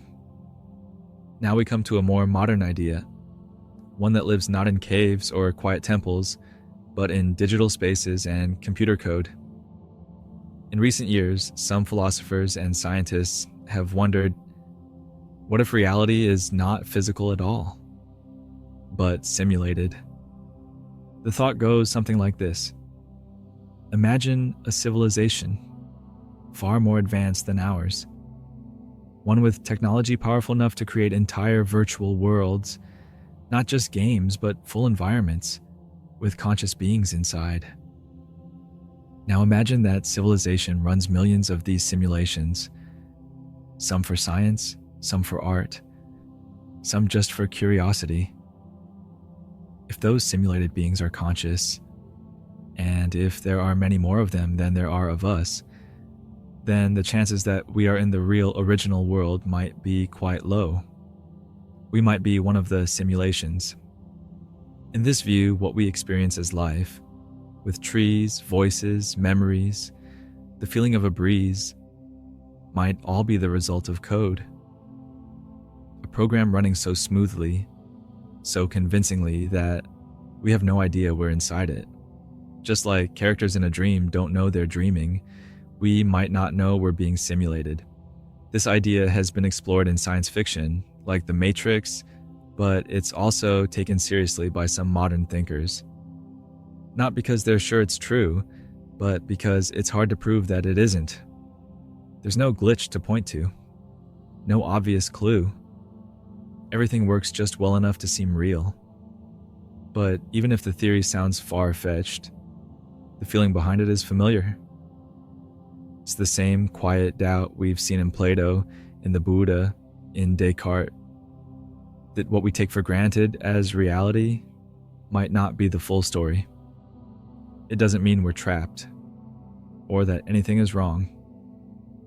It just means that what we call real might be more flexible, more open-ended than we think. And with that, we gently close this part of the journey, having listened to 4 different voices from different times and places, all quietly asking, what if nothing is real? Let's take a soft breath and move into reflection. Now that we've listened to these different voices, Plato, the Buddha, Descartes, and the thinkers of today, let's pause together for a moment of gentle reflection. Have you ever had a dream that felt completely real while you were in it? Maybe you woke up and, for a few seconds, didn't quite know where you were. The feelings, the images, the sounds, they all seemed true at the time. And yet, they faded. In the same way, it's worth wondering, What small things do we take for granted each day as real? The sound of footsteps in the hallway, the warmth of sunlight on your arm, even your own thoughts as they come and go. We move through so many of these moments without question. But when we pause, gently without pressure, we can notice how fluid and mysterious it all really is. And how does it feel to imagine that reality might not be as solid as we think? For some, it might bring a little unease. That's okay. We're used to believing the world is stable, that things stay where we put them, that our experiences match what's actually there. But for others, and perhaps even for you, this thought might bring a quiet kind of peace. Because if nothing's fixed, maybe nothing is stuck. If everything is shifting, maybe we can let go a little more easily. There's room to breathe, room to rest. Questioning reality doesn't mean losing your place in the world. It just means stepping back and seeing it with soft eyes. Not to be certain, but to be curious. And sometimes that's enough. Even if nothing is truly real, we are still here, breathing, resting, letting go. Whatever the nature of this world, whether it's a cave of shadows, a passing dream, or a quiet simulation, this moment is ours. Right now, there is nothing to figure out, nothing to prove, just the simple presence of being here. You can float gently in the space between knowing and not knowing, between certainty and wonder.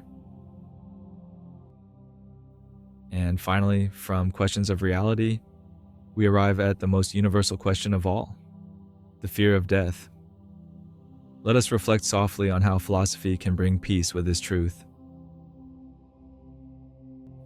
Philosophers through the centuries have approached the fear of death in different ways, each offering a perspective that can bring comfort. Epicurus, the ancient Greek philosopher, taught that death is nothing to us. His reasoning was simple. While we are alive, death has not yet come, and when it does arrive, we are no longer there to experience it.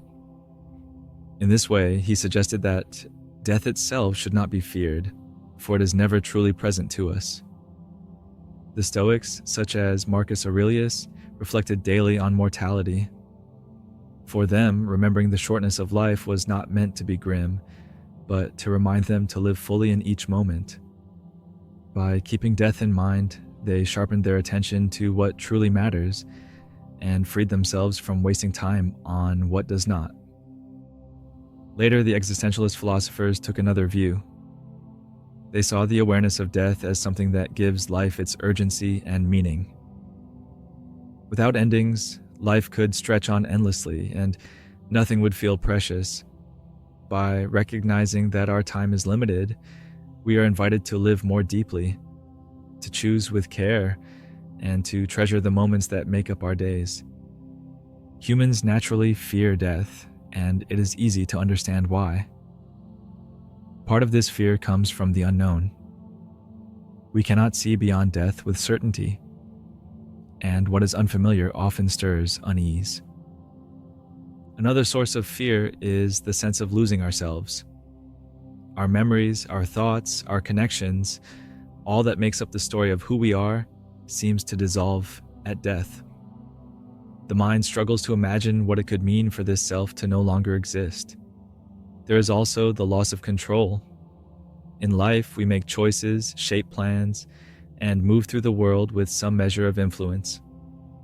Death reminds us that no matter how carefully we live, there is one moment we cannot avoid or command. This reminder of limits can feel heavy, yet it is also what draws so many thinkers to reflect on how we can live more wisely in the time we do have. Philosophy invites us to see death not as an enemy, but as part of the natural cycle of life.